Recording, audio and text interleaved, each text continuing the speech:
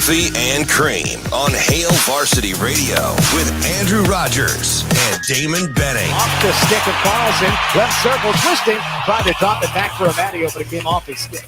Left wallet stays in, centering drive, out in front, Carlson scores! That's with the pitch.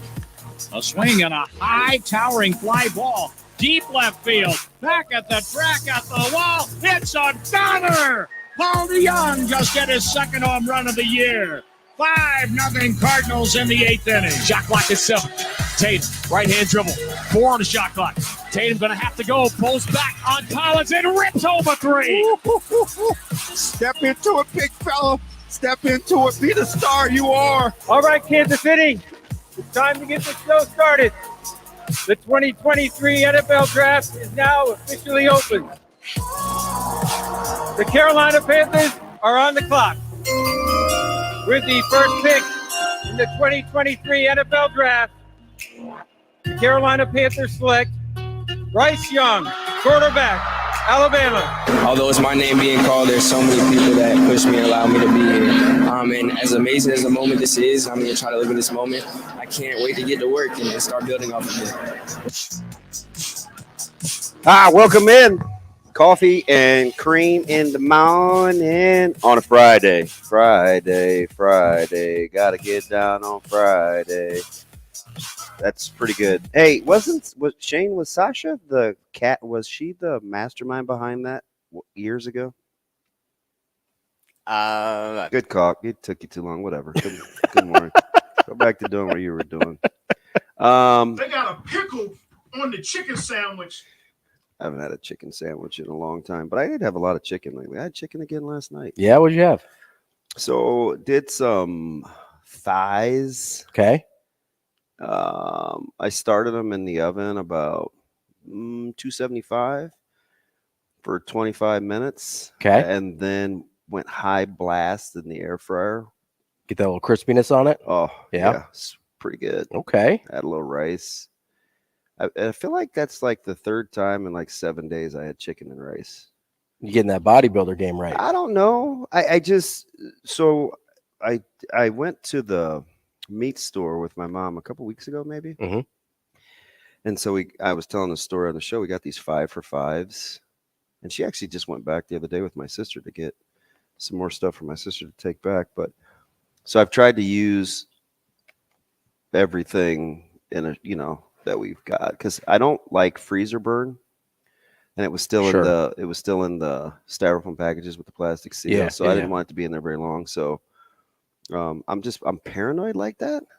Oh, it's not paranoid. I mean, it will get freezer burn, and it doesn't. I don't know how long it takes or whatever. I don't either. But that's why I was freaking out over the wrapping when I got the half cow. Right, yeah, because you didn't know it was plastic on the inside. I was like, oh gosh, I'm relieved. There's plastic on there, and it's been fantastic ever since. But anyway, good morning, man. As we start talking about food, we got, sometimes we just got to get right in. We got a lot of stuff to get to today. Yeah, I don't really want to get right in though. Okay, I just want to hang out. Yeah, shoot the breeze. I like shooting the breeze. Great to see you. Hey, good to see you too, Coach. You were a little crabby this morning. I kind of like when I like crabby Ravi when he's like. The whole size thing with Bryce Young had me in. Oh gosh, but that's a good legit argument. But let me set the show first before I let you. I got thoughts. Yeah, 8 a.m. We got Mike J. Schaefer. 8:45. The co-host. We'll talk to him as he's having the time of his life. Down there in Kansas City. Kansas City covering the draft. So we'll talk to AR. Mike Sautter at 9. He is in Texas. I think the 17s tip at noon or around noon. Okay. Somewhere around there. And then Matty Vrzal. Matt. 9:45 is an exceptional young man. So I don't know what we'll do in the meantime, but we are live from the H&H Chevrolet studios. I am talked out. I do way more talking. When Andrew's not here. Yeah. Yes. I feel like it. Maybe. Yeah, I think probably. Because we talk a lot. Well, yeah. It is a talk show. I mean, that's kind of the idea. I feel like we talk a lot off air, though, too. We do. So we don't really get breaks. we do. Half the time, the breaks are better than the show. Yeah. That's what makes sometimes the live shows, which will be back in the fall on Football Fridays we will be talking. Who's calling already? I don't know. It's probably Lance. Lance is always the first call. Yeah, he's like on his way to work. Yeah. Yeah. I think he works at the school. That's what it sounded like one of the times we talked to him. Yeah, so I'm sure that's Lance. But funny show coming up. But I mean, for starters, yeah. What had you been out of shape with my little friend Shane when I walked in? Oh, so I wasn't bent out of shape with Shane. I was just asking if he had some audio of Bryce Young. Yeah, we were looking for some audio from the press conference. Yeah. His little presser right after he got drafted, right? Yeah. Not like the on-site interviews, but they go and take him to like an actual press conference. And I was a little bit annoyed. Weird. That's how we'll put it. Old L3, L cubed over there bothered by somebody. Well, so we've talked about this before. Every athlete, every team, every coach wants their players to feel like they're slighted or hated on or nobody believes in them, whatever, right? Everybody. And the problem with that is a lot of times they just make it up. Like Georgia saying nobody believed in them last year. Don't get me started on that because I'm with Georgia on that. Or like Bryce Young, where the criticism is true. Mm-hmm.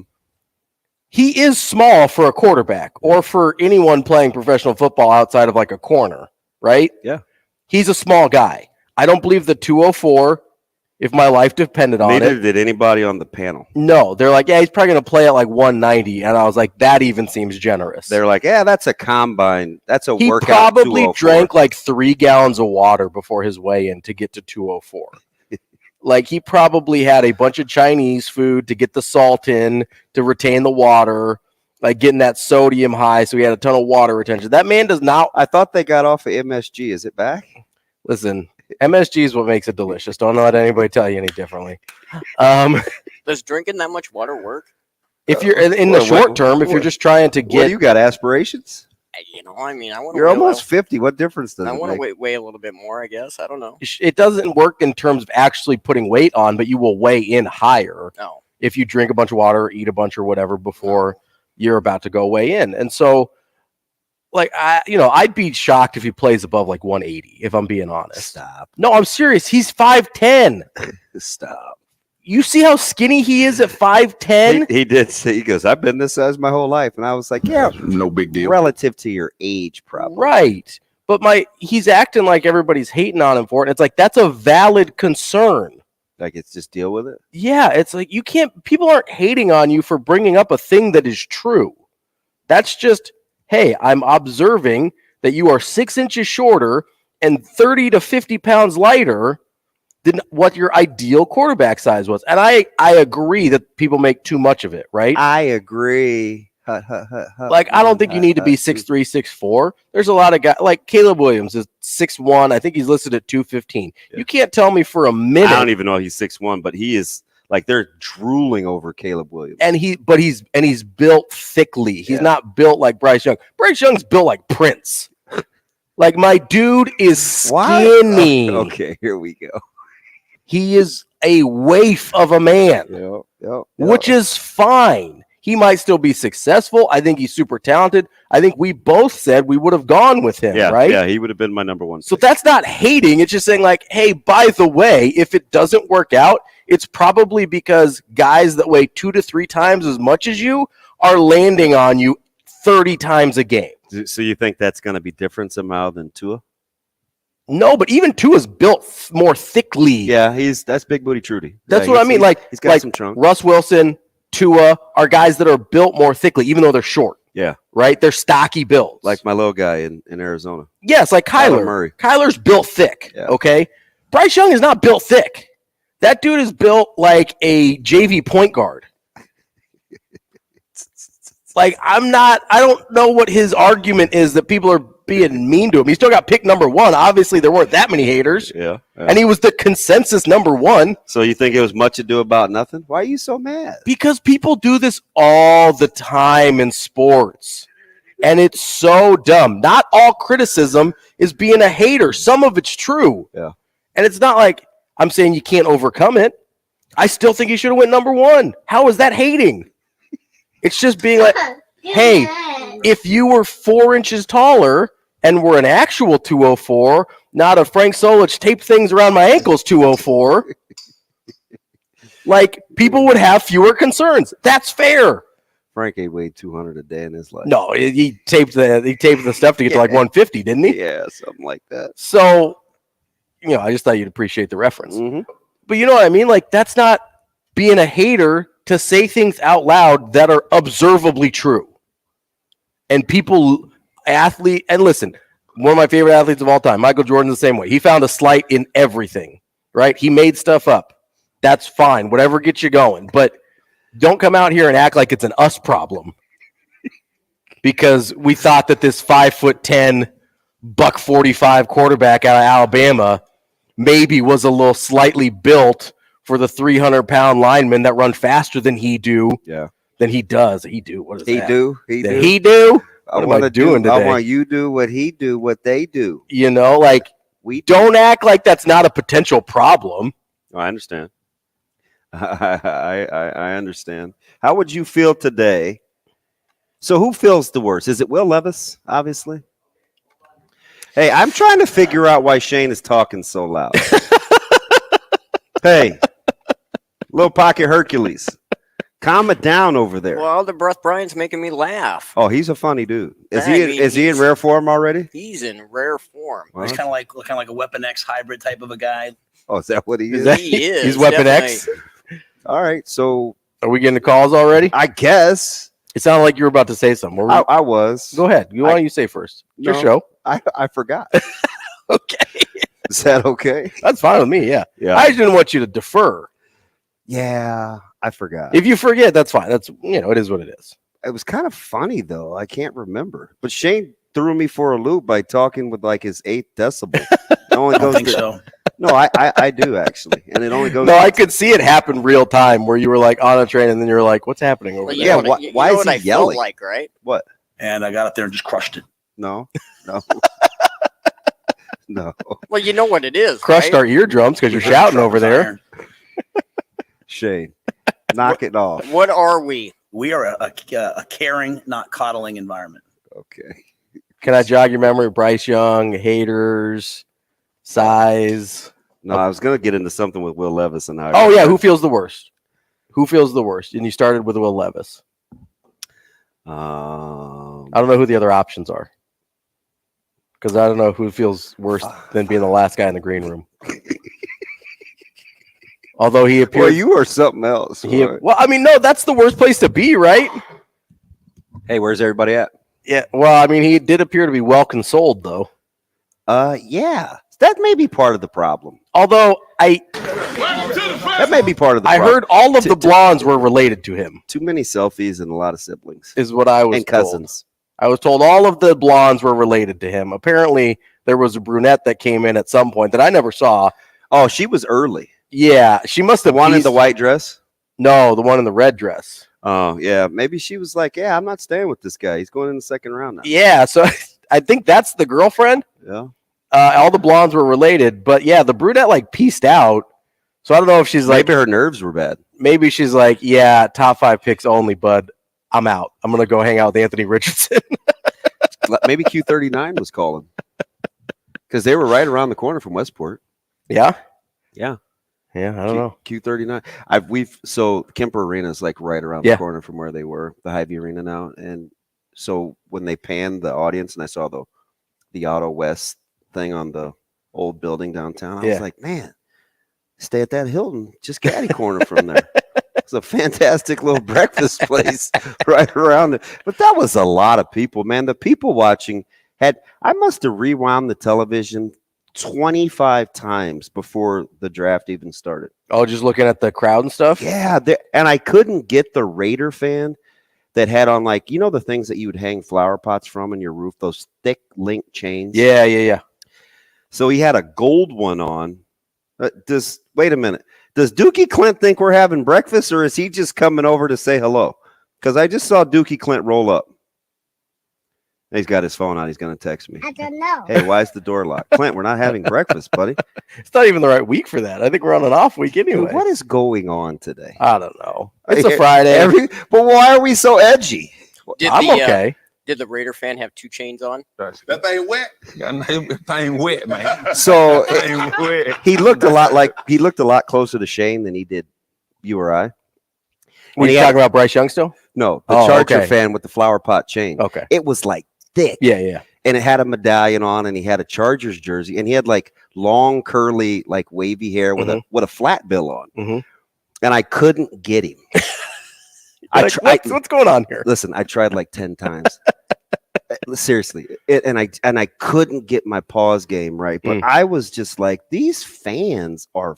I mean, well, you want to talk about chains? Fanning.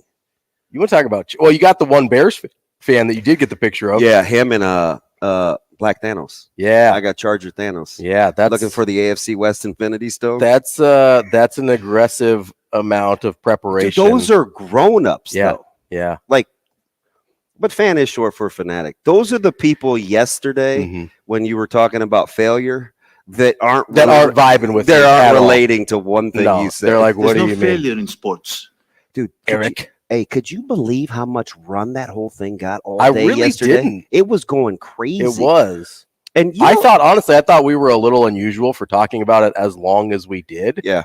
And then it turned out to just be this whole thing. So you know who I'm not vibing with? I think he's trying too hard, and I got over the fact he grew his hair out because I don't want to be like the guy from Fox, Nick Wright, dude. He looks terrible with the hair, by the way. No, I'm cool. Like I mean, do whatever you want. Yeah, like you do you. But I'm still like, it's not the a good over the top hot takes with him and Brew. Like, is that real or is he just doing that? It can't be real. There's no way. And it's every day. topic. Every topic. I'm like, Nick. That's why I don't think it's real, right? Because not everyone can be that worked up about everything. Yeah, and I kept like it I on just that, don't buy it. I kept it on that channel because Acho drives me crazy too. Yeah. But I do like. I hate to say this because I think he's kind of nuts. Uh-oh. Remember he had the party on the boat and he made everybody sign a NDA? non-disclosure. Yeah. Shady McCoy is crazy. Yeah. LaShawn McCoy, but yeah, he killed Hillman last week for coming on here talking about wins and loss. He had all these graphics of like Burrow, Lamar, Hurts, and Sweet Stroke, Chargers. Oh, Herbert, yeah, and win-loss record. And so he was trying to discredit Lamar Jackson in the contract.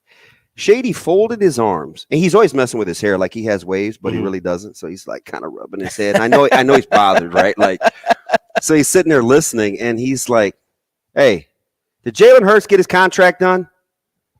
The guy was like, "Yeah." He goes, "That nothing said." Well, why are you talking about win-loss record? Now they have a starting point for Hurts or for Lamar Jackson's contract. Yeah. Like he's mad. Yeah. You know, and sure enough, Lamar's deal gets done, and it was all centered around Jalen Hurts' deal. Yeah. And they spent like 40 minutes trying to discredit Lamar Jackson. Yeah. Having an agent, not having an agent. And Shady was having none of it. Yeah. He was the only, even fickle Acho, who drives me bonkers. He was talking to Keenan Allen yesterday, and he kept weaving in his Texas highlights. I was like, Texas Cal, nobody cares, man. Let's get to Keenan Allen and him singing on Masked nobody Singer. cares. No, I didn't care about that. Nobody cares. But it was just funny because you talk about a guy that like shoots you straight. Yeah. Keenan Allen minces no words. Yeah. Zero cares. Shane, that thing was wet. Which I appreciate. But anyway, so I spent our country music star that sang the national anthem. Like I got a couple of screenshots that I didn't have the heart to tweet it out. I mean, to each their own. Why are you laughing? Am I wrong for that? No, you're right. Dude, I was just in my own little world. That's kind of where. So I'm as a fan, I would never do what a lot of those fans do. How long you think the Bears dude took to paint that? Hours. It's got to be hours. It was so on point. It kind of looked like a bear claw. That's hours. It had the glossy little finish. And so, is that good for your skin, or you think he'll break out this morning? It's probably not great for your skin. Probably a lot of acne. Today. Razor bumps. I wonder if he just left it on and has come back for day 2. No, you can't sleep in that. I mean, you're not supposed to. We've all had those nights. you wake up and you're like, I maybe did some things I shouldn't have. Like, that wasn't what I thought. No, I'm just serious. I was going to say, don't say you're kidding. You're not kidding. Give them nothing. I gotta get some new pillowcases. That might be the most honest thing you've ever said. It's a long time ago. Long time ago. It was 2-3 weeks ago, at least. Let's get to Michigan, Lance. Lance, good morning, man. What's up? Goodbye to learn. Man, so I'm gonna need you to turn down your radio, buddy. Oh, I got you, brother. How you doing? How y'all doing this morning? First time, long time. What's up, man? Hey, man. NFL draft day, Christmas for NFL guys like us. Yes. Man, it was amazing. My Bears are still making great moves. Ryan Pohl's arrow is trending up. Traded out like I needed them to. Got a lineman of which we needed. Like, hey, man, we're building a winner here. Well, hopefully you'll be as accurate as you were about Harbaugh when you put him on the clock and said this year was important, and all of a sudden he gets to the playoffs. Right, when you right, Trey Lance, and he got it done. Yesterday.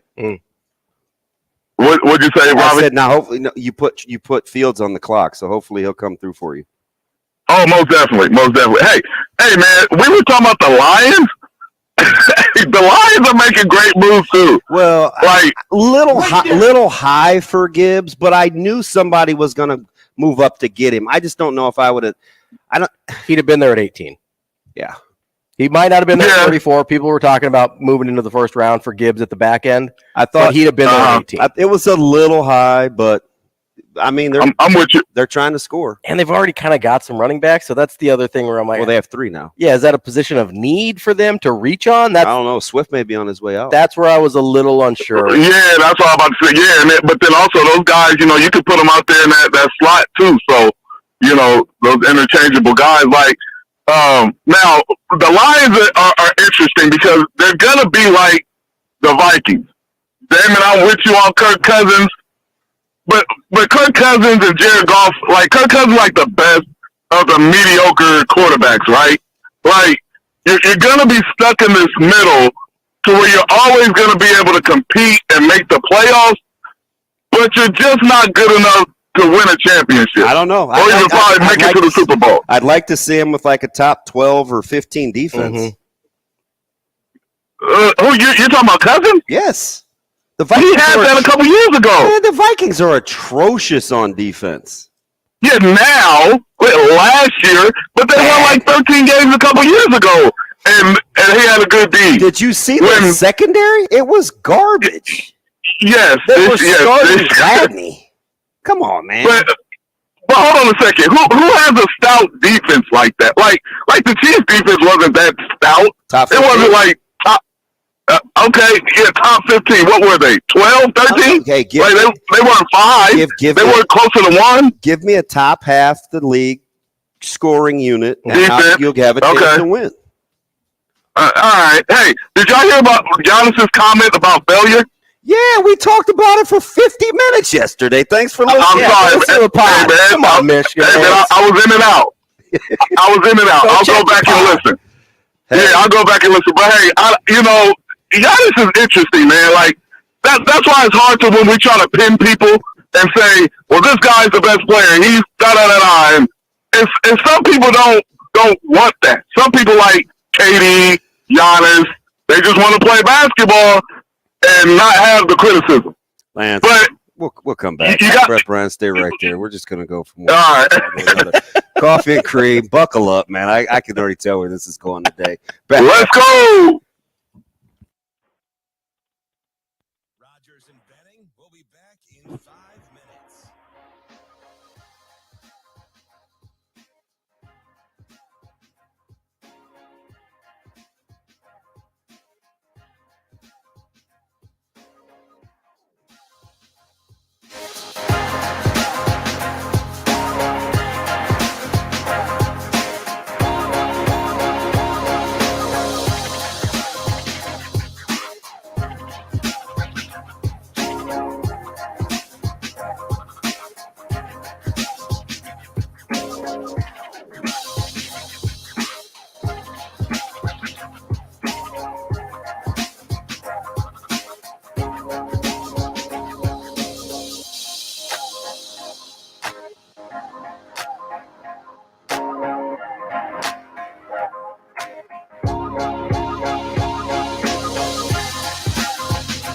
Rogers and Benning will be back in 4 minutes.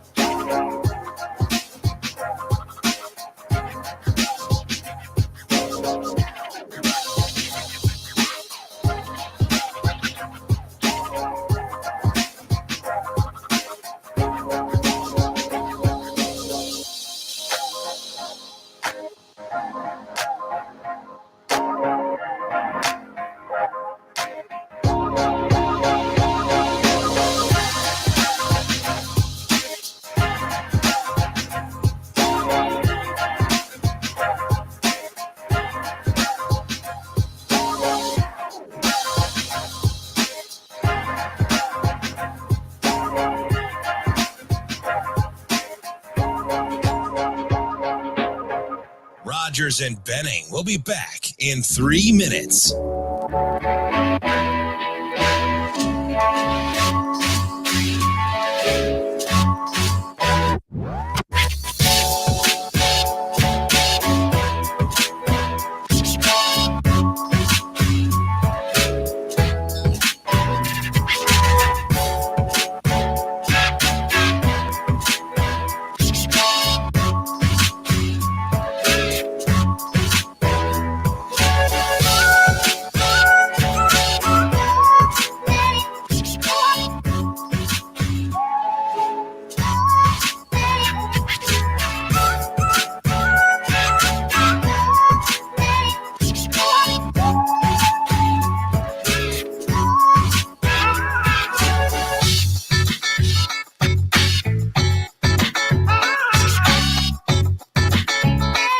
Rogers and Benning will be back in 2 minutes.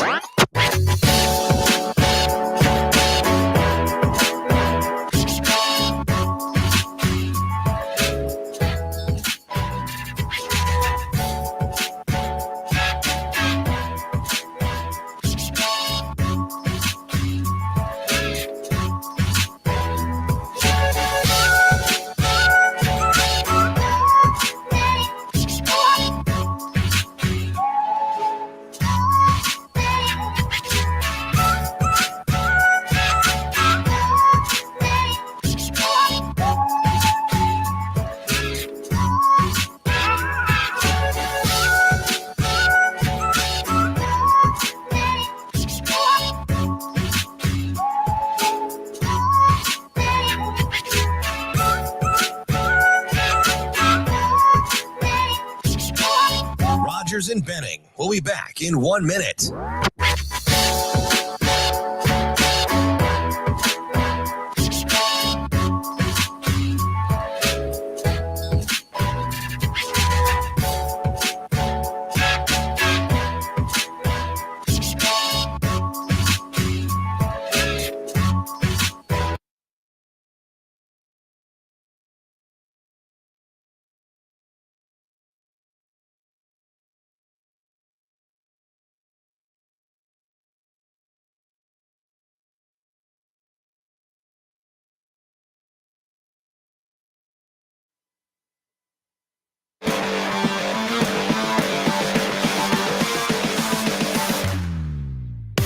Coffee and Cream with Rogers and Benning on Hail Varsity Radio. Believe in yourself.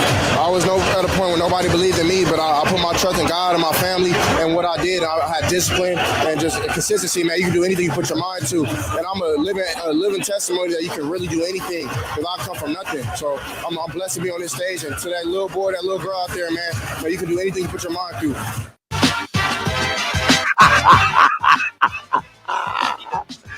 Woo-wee! Welcome back, Coffee and Cream in the morning. I love doing what I do for reasons like this. Appreciate you fine folks being a part of it. If you're on your way to work, man, drive slow. Be careful out there. Like my man on Hill Street Blues, RIP. Thanks. And let's be careful out there. And if not, we're on ESPN 590 in Omaha. You can catch us on YouTube TV. You can see Robbie's swag. That hat is, I feel like I should know who that is. 84. Was that Moss? No, it's 24. 24. Can you do something for me? That is Ken Griffey Jr. It is Ken Griffey Jr. I can tell by the silhouette. Yeah. No, is it a silhouette? Yeah. If there's no shadow? Yeah, it's the outline. I think silhouette's an outline. Oh, Mr. Semantics. I think. Thank you for letting me right on that one. Oh, that's what I call it, silhouette. Yeah, hopefully you're getting this on YouTube TV where the hard outs aren't so hard, so you can hear us make fun of Michigan Lance. They're like medium outs. They're medium outs. Yeah. We're trying. What did you tell? You have a message for Lance. When Lance hears the bed My guy, when you hear the music, you got to wrap it up. Wrap it up. This isn't like in our previous life where we had control over the breaks. Yeah. The music means it is time to go. That's not true. No, it's true. No, it is true. It's 100% true. It's 100% true. If we get cut off, you're listening on the radio, go get the podcast. Or how about him going into the Giannis thing? Yeah. You talked about it for that was one of the greatest talks ever yesterday. That's like on half the show sports yesterday. radio. Yeah. It was half the show. I think it was. I think it was. Wow. Hey, did you hear Giannis's comments? Nope. No. Totally missed him. Nope. Missed it. Missed it, buddy. My man, Bruin Steve. We love Michigan Lance. Did you see his yes. Yeah. GIF? Is Lance loud? I didn't. You know that's our people's defense mechanism. We're loud. We get loud. Our people who football coaches? Yeah. Yes. Operation Bailout. L cubed over there. Let's go to Out of Breath Brian before we get kicked off this show. B, good morning, man. What's up? Good morning, Damon. How are you doing? Good morning, Ravi. What's up, Brian? I decided not to come in like Buster Rhymes today. You know, that's all. Maybe you should get that little sound bite from Dave Chappelle. Wrap it up, B. Most people get that little signal. You know what I'm talking about? Not a terrible idea. Man. Hey, man, I liked the draft last night. Before I get started with that, I just want to say LeBron James better be like the old man tonight and bring his Rottweilers with him if they plan on winning. Okay? LeBron James. But I feel the Eagles, God, they cheap, man. They got Reggie White last. I mean, they had a Jerome Brown last year. Now they got Reggie White. Oh, he said they're cheating. Did you see Micah Parsons meltdown? Oh, he was furious. He was in studio doing a pod, and he almost walked off. Yeah. He was happy. And then I don't think ESPN really has any experts because they were saying we should take a tight end. I'm like, did y'all see y'all run defense last year? Yeah. Really? Come on. I thought you may continue to get after the passer with Nolan, but you got the other Smith and Mozzie. Yes, I like that. The little spacing in the middle with them big old Philadelphia Eagle offensive line. Man, they make me sick. God, they make me sick. They are I can't sit.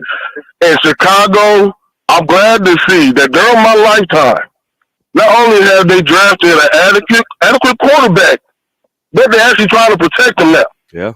I thought I would never see that in my life. I thought I would see a UFO before I see Chicago Bears do that. Okay? I want to give shots out. B, are the Chicago Bears like the Celtics, Knicks, or Lakers where the NFL is better if they're good, or is that overstated? No, they are better if they're good because they're in the Midwest and they I know the Green Bay Packers colors all day. If Dallas is good, the league is like that for sure. I'm trying to think what the NBA corollary is because the teams that you just rattled off have had like the Bears have been bad for longer and kind of the Knicks. No, the Knicks. You've never seen them draft a quarterback. Yeah. My best friend is still mad at Wes Grossman. Every time I bring his name up, I have to keep him off the streets to make sure he doesn't hurt anybody. I wonder what he's doing.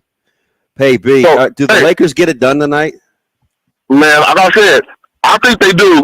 It's because for what I've seen, if whoever at home, their bench will play better. So that's when the Lakers will play better at home. I think the bench is going to come through for them tonight, and old man LeBron can take a break. Oh, man, LeBron. Hey, real quick before I let you go, let's play word association with one player. Are you ready? Yeah. First word that comes to mind. D'Angelo Russell. I'll go with frustrating. That's a nicer word than I said yesterday. Yesterday, I said, man, I see why we let you go the first time. Man. Okay. All right, buddy. Best wishes to our Lakers tonight, man. Have a good Friday. Yeah. What were you going to say? The first word that came to my mind was useless. What is wrong with? Do you need a hug? No, I'm good. I'm actually in a pretty good mood. You seem very hurt right now. No, you don't strike me as the hugging type anyway. No, I'll hug. I'll You good with yeah, that? Yeah, I Okay. hug people up. Good mood or what? No, I can listen to his clips all day. No, they're terrific. I'm not to the point. Day after day. So there are a couple of. He does have a couple of press conferences I play in the shower, but yeah, he's not to like some of my other guys yet, like Eric Thomas. There's some guys where I just can play on loop. Yeah, just get your mind right before the day starts. Yeah, yeah. No, Especially if I you. can't play music out loud or something. Sure. You know? Yeah. I talk to myself. The D'Angelo Russell thing. You forgot that I had that experience for like 6 months. Yes, you did. And that was more than enough for me. I was good there. I was one of the few people that was excited to trade him for Andrew Wiggins before we figured out that they could fix Andrew Wiggins. I was like, yeah, no, that's a good call. Let's get rid of him. And you were still getting 17 a night, Wiggins. Yeah, no, like worst case scenario. People just thought he was underachieving. Thought he wasn't going to D up. I mean, he never really rebounded like he does now. You know, but I was like, hey, I like my chances of rehabilitating Andrew Wiggins than I do D'Angelo Russell. Yeah, we got this talent versus useful thing that we talked about earlier in the week. It's going to be a thing from going forward. D'Angelo Russell, really talented, not real useful. Wiggins, always been super talented, only became useful with the Warriors. But becoming useful. That's a good developmental organization for a team They are. that seems to reload all the time. They are there, and that's why they think they can do both at the same time with bringing on Kuminga and Moody and Poole and whatever. Moving on from Wiseman. Yeah, moving on from Wiseman, and that frustrates me because I wanted them to go all in on just the Curry window, right? Because you're not getting a guy like that ever again. Yeah, but I didn't want the Lakers to get rid of Brandon Ingram either, so I get it for sure. Yeah, Brandon Ingram's a super nice piece, but it's one of those things, and then we'll see that with guys from the draft, I'm sure. We talk about the quarterbacks. I don't know how. Does Hooker now go before Levis? I don't know. The age thing worries me a little with Hooker. Who cares? Like, do you want a 19-year-old, a 21? No, I don't. Is he 20? He's 24, right? Or He's 25. 25. He's going to be 26 before the season starts. It's all right. You're only going to get 6 good years anyway. Here's my only point with the age. Would you stop with that? No, if he's not good right away, you're kind of screwed. Why? Because you don't have any time to develop. And the chances that he's already reached the ceiling at 26. You act like he's going to be pushing for handicap spaces in like 2 years. He's still only going to be 27. I understand that. See, but if it takes that's him... that low-hanging fruit that No, you guys are doing. Come on, listen to me. If it takes him 2 years to find his footing in the NFL, yeah, he's 27. He's 27 already. Yeah. Or he'll be 28 by the time the third season starts. That'll put him in his prime. Okay. I mean, it's in his prime now. 26 is where the prime, like 24, 26 is where the prime starts. Debatable. All right. Well, however you want to do that. Debatable. It's flickering. Just got to stay on, right, Bo? The question is, has he already maxed out his ability at 26? No. Absolutely not. You're going to get more coaching. You're going to get more coaching, but depends on where he goes, how good that coaching is. Yeah, that's like most quarterbacks. Like 90% of the quarterbacks. I agree. I think there's a very select group of quarterbacks that are going to succeed regardless, right? Like your super high end level guys. Yeah. Right? And most guys aren't that. And one guy almost bucked the trend because we thought it was Trevor Lawrence, and Urban Meyer almost ruined him. Yeah, which is a testament to how bad that was. I mean, most people don't use testament like that. I know. So it's a testament to how good it is. I like to subvert expectations. No, it was a disaster, right? Dude, your thesaurus is impressive. I try, I like the lexicon is I did pretty good on those standardized tests, I thought there were supposed to be SAT, ACT, I did all right on those. There was a cultural bias reference in there, but it's too soon. Not for Indians. They write those things for us, my guy. That's our wheelhouse. I'm done.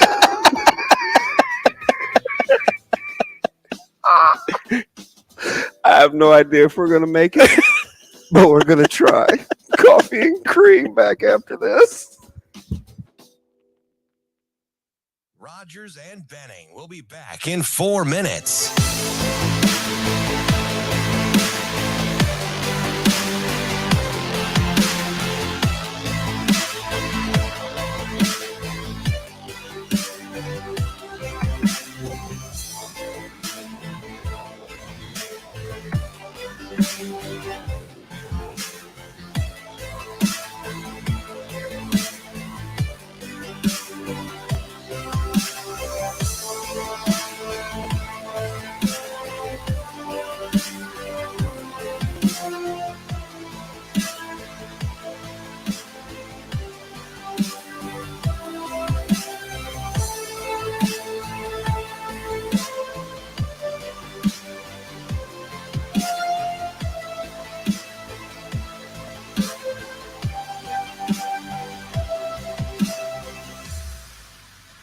Rogers and Benning will be back in 3 minutes.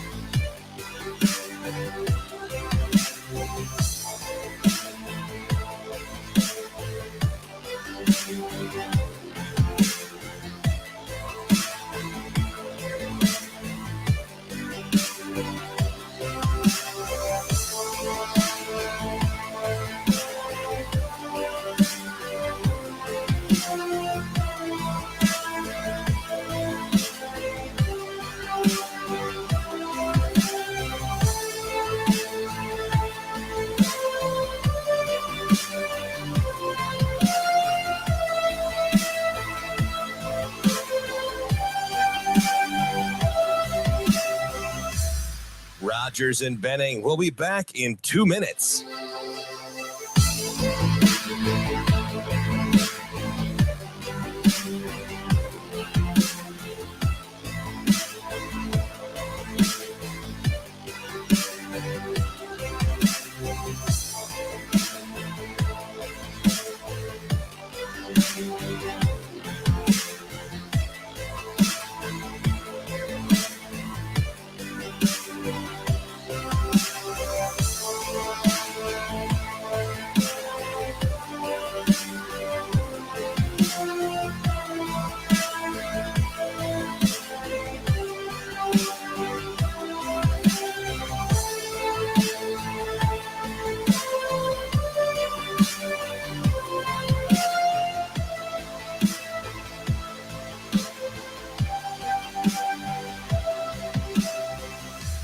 Rogers and Benning will be back in 1 minute.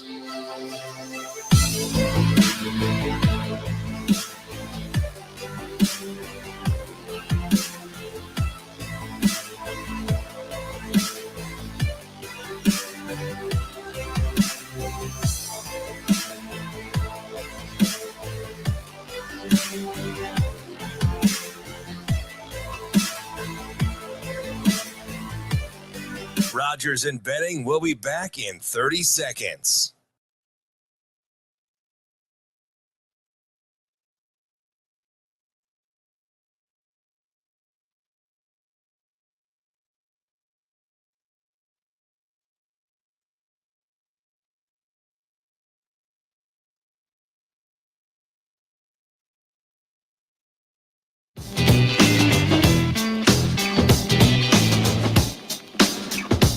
Coffee and Cream with Rogers and Benning on Hail Varsity Radio. I don't even recognize what's going on. Just kind of going with it this morning. Coffee and Cream. Shane, are we still on? Or there was a cultural bias reference in there, but it's too soon. I blame the C4. It makes me a little squirrely. Not for Indians. Who says that? Oh, I had to go outside for a minute. You did. I thought we might have to like resuscitate you. I thought you might lose air for a second. Yeah, that was well played. Well, thank you. You know, I try. They write those things for us, my guy.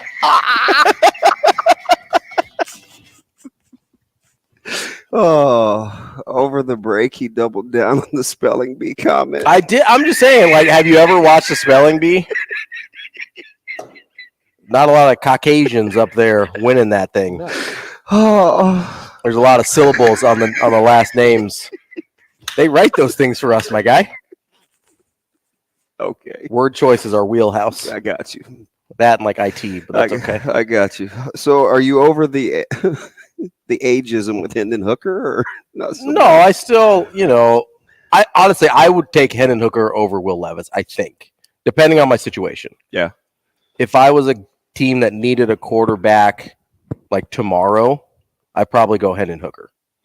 If I was, even though Levis had the first round grade, allegedly. Well, I mean, by who is the question, right? Not enough. Well, he had the first round grade by the draft people, which again, do you remember him steamed in Vegas, the 4-1 betting odds? Yeah, there was like there a was weird a ton of steam coming in. There was like a weird thing that happened on Reddit that messed up the odds on him, and it seemed like it was totally. I think it was ended up being totally bogus. It was just some guy that kind of gassed up his stock for some reason. Do you know? I don't know the real premise behind Reddit. Sometime over the break, we're gonna have to. It's just like a weird message board environment. It's very strange. Yeah, it's like a message board for every topic you could possibly think of is just self-contained in Reddit, and so you find whatever you want to talk about, and it's Are there any experts over there? In some of them, a lot of it's just people talking. Yeah, some of them have. How do you know? So you have to kind of still be a Berean, right? Go do your own homework, because how do you know it's? Yeah, a lot of it's nonsense. I would say most of it's nonsense. That's where a lot of people get really bad ideas. Is places like Reddit. Oh, like conspiracy theories? Yeah, but just in general, bad ideas. Like the bad ideas could run the gamut of like, hey, maybe we should eat these Tide Pods, to like the royal family or lizard people. Like, there's a really wide range of bad ideas. They're all on Reddit. Michigan Lance is cussing at me over text. Is he? Yes. About what? I don't know. Once I saw the F word, I kept it moving. Move along. Oh, Mike Schaefer coming up at the top of the hour. Yes, indeed. Can Nebraska capitalize on any recruiting momentum? Yeah. And how about his Vikings? We should have so Schaefer and Lance, I know you're going to be surprised, have had some nice knockdown dragouts. Lance got in a fight with somebody? I'm shocked. It is Friday, right? Imagine my surprise. I don't know what's going on, but we got to I need everybody to calm down. Listen, we'll bring it on. I do blame the C4 though.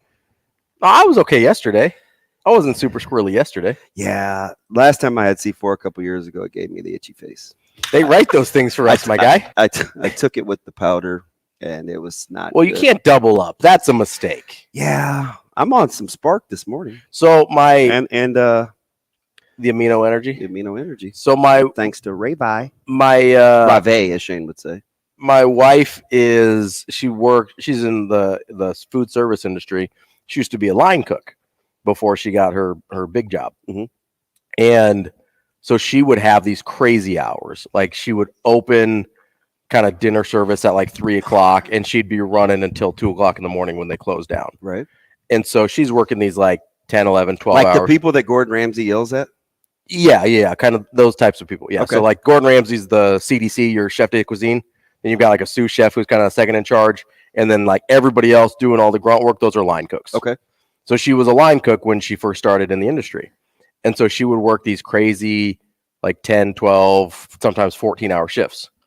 And so she's a crazy person for this, by the way. And I'm like, this is going to kill you someday. Stop doing this. She would take pre-workout, put it in Red Bull, shake it up, and like that was her day. And she'd do that. That sounds like somebody named Natasha. She would do that multiple times a day. Huh. And I was like, your heart's going to explode. Yeah. And then I met her and I was like, hey, I need you to stop doing that because I'm going to need a kidney someday. That's the second day in a row you're kind of forecasting. Yesterday it was life insurance. Today it's needing kidneys. Well, I was like, so the life insurance is for her, the kidneys for me. So we've got a nice little mutual reciprocation here. But I was like, I need you to stop doing that. I need your organs to still work because I might have to harvest at some point. I need to slow down too because I haven't been like on my A game the last couple of days. Just a little queasy. Started with the losing of the New York Strip a couple of days ago. Yeah. And I didn't eat a ton yesterday, but I think I'm kind of rounding in. You're on the mend? I think so. Okay. I mean, I don't. like it's exceptionally warm in here, but I think it's because of the energy It could be. and the spark It powder. could be, But yeah. but it's not warm outside. No, but it is warmer outside than it was the last couple mornings, even though it ended up warmer during the day. I turned. Let's get over that. Well, hi Kim. I turned the sprinkler system off this morning. Did you? Yeah, I shut it off. Yeah, that joker clicked on at 5:30, and I was like, nah, not today. You're like, no, we're good here. Because I think we're gonna get some precip. Yeah, it's supposed to rain today. It's supposed to rain a little bit today. Ollie Williams. It's gonna rain. It's gonna rain. Hey, so back to the draft before we get to Schaefer at the top of the hour.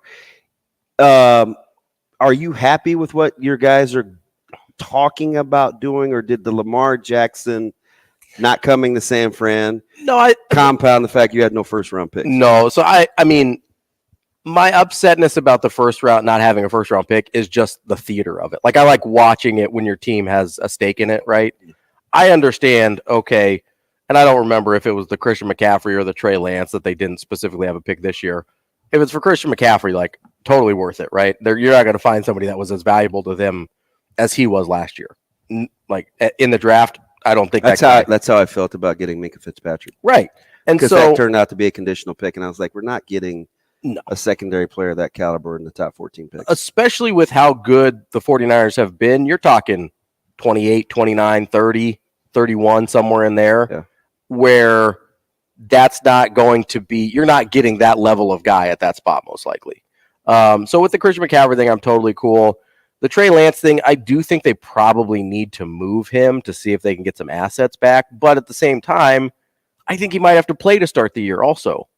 Oh, because Purdy? Because of Purdy's elbow. Yeah. I mean, listen, that's a Tommy John surgery. I get that throwing a football's a little less strenuous than throwing a baseball because of the torque and the twisting on the ligaments.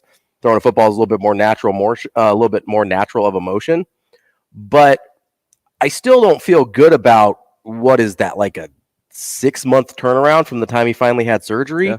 I don't feel great about that. So, maybe you have to keep Trey Lance to make sure you're hedged there. Maybe you're okay with Sam Darnold, which I don't know. I guess if anybody can fix him, it's probably Kyle Shanahan. But I'm not that upset about the Lamar thing because that was always kind of like a pipe dream. Yeah. It would have been incredible, and I would have lost my mind. Like, I would have been overjoyed. But see you in the Super Bowl. It wasn't like I was more upset a couple years ago before they drafted Trey Lance when it seemed like there was real momentum for Aaron Rodgers to end up in San Francisco. I was a little bit more upset about that because I liked Aaron Rodgers more than anybody that they could have drafted. And so I'm just, thank God they didn't take Mac Jones at 3 because I would have, that would have been upsetting. But the Lamar Jackson thing was always. How about Gonzalez sliding to the Patriots? Dude, I couldn't believe it. So here's what I kind of figured out about the draft. I think after like 6 to 8 guys, I don't think there's almost no difference between like 10 and 100 in this draft. Just preference? Yeah, I think it's preference, need, system. You know what's funny about that? Because a couple of months ago, and I was joking, I think I was talking to Mailman Todd. It was another Steeler fan on social media, and I was like, gosh, I would love to see Jack Campbell as a Steeler. Mm-hmm. He seems like a Steeler. And not everybody, but a couple of guys were like, not a first round. I'm like, he's productive, right? The tape measures his workouts. Like they go hand in hand. He measured well. I would love to see Jack Campbell as a Steeler. And so just going back and forth for like 2 weeks, I kind of got talked off of it. I was like, all right, let's go O-line DB. And then I see Campbell go where he does, and I was like, see, I told you, he's a first rounder. I mean, 4 spots after the Steelers pick, right? Because they were fawning over Van Ness. Jack Campbell was unbelievable. I mean, he was the best player on that defense. Listen, he is so good, it's not even funny. And I'm telling you, like the measurables match the production. If he stays healthy, he's going to start 8 years. Honestly, the only knock on Campbell is positional value. Yeah. Is people I get it, those off the ball guys. Yeah. But he can do a couple of different things. Yeah. And let's be honest, you need good linebackers to have good defense. Yeah, so I know some people question that pick a little high, especially when Van Ness went first, but I didn't love the Packers taking Van Ness either. I thought that was a little high on Van Ness. I thought he would be closer to like the late teens, early 20s. Yeah. Kind of in the Jack Campbell range of where he ended up being. I have a super crush on Campbell. Also, Jack Campbell sounds, this is dumb, terrific linebacker name. Jack Campbell is just like That guy's a linebacker. Were you cool with Arizona taking Paris Johnson where they did? No, that's way too high. God, his workouts, and I remember asking Guy Scott, this is on social media a couple of months ago, he had all these workouts from his pro day and at the Senior Bowl. I was like, is he going to pass Skoronski? And at this time, I don't think the consensus was yes. Even if he did, though, and sure enough, he did. 6 is so high for him. Yeah, but Arizona, I mean, they could have traded out again, though. Are you a position in need or best player available guy? Depends on what the position is and depends on who's the best player available. It's too wishy-washy, you waffle. Schaefer coming up after this.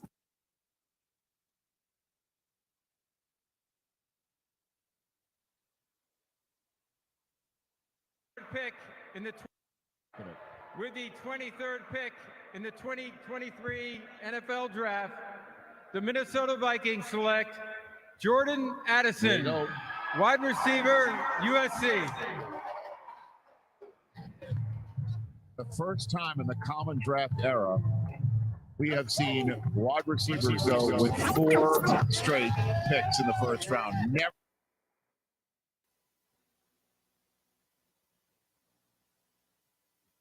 With the 23rd pick in the wide receiver, USC.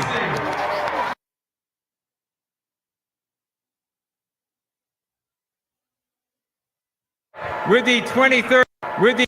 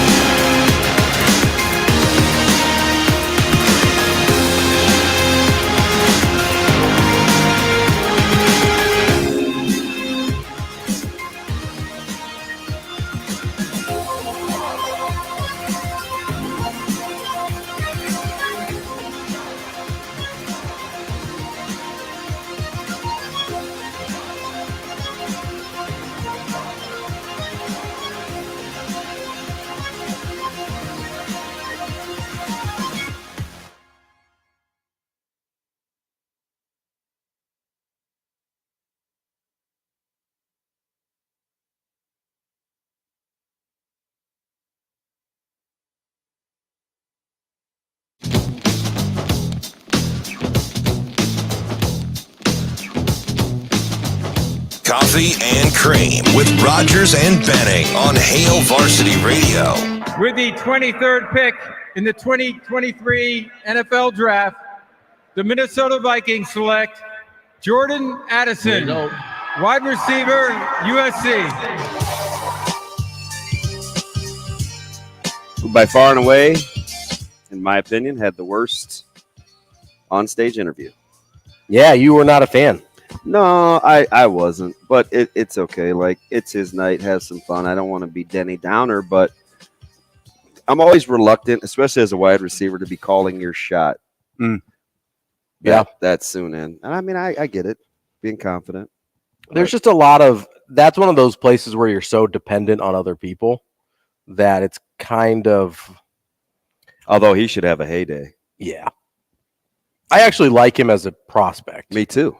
A lot. He was my wide receiver one. I agree. Yeah. I put JSN like 1A. I was just say I didn't have a ton of difference between him and Njigba. Yeah. Like I was pretty high on.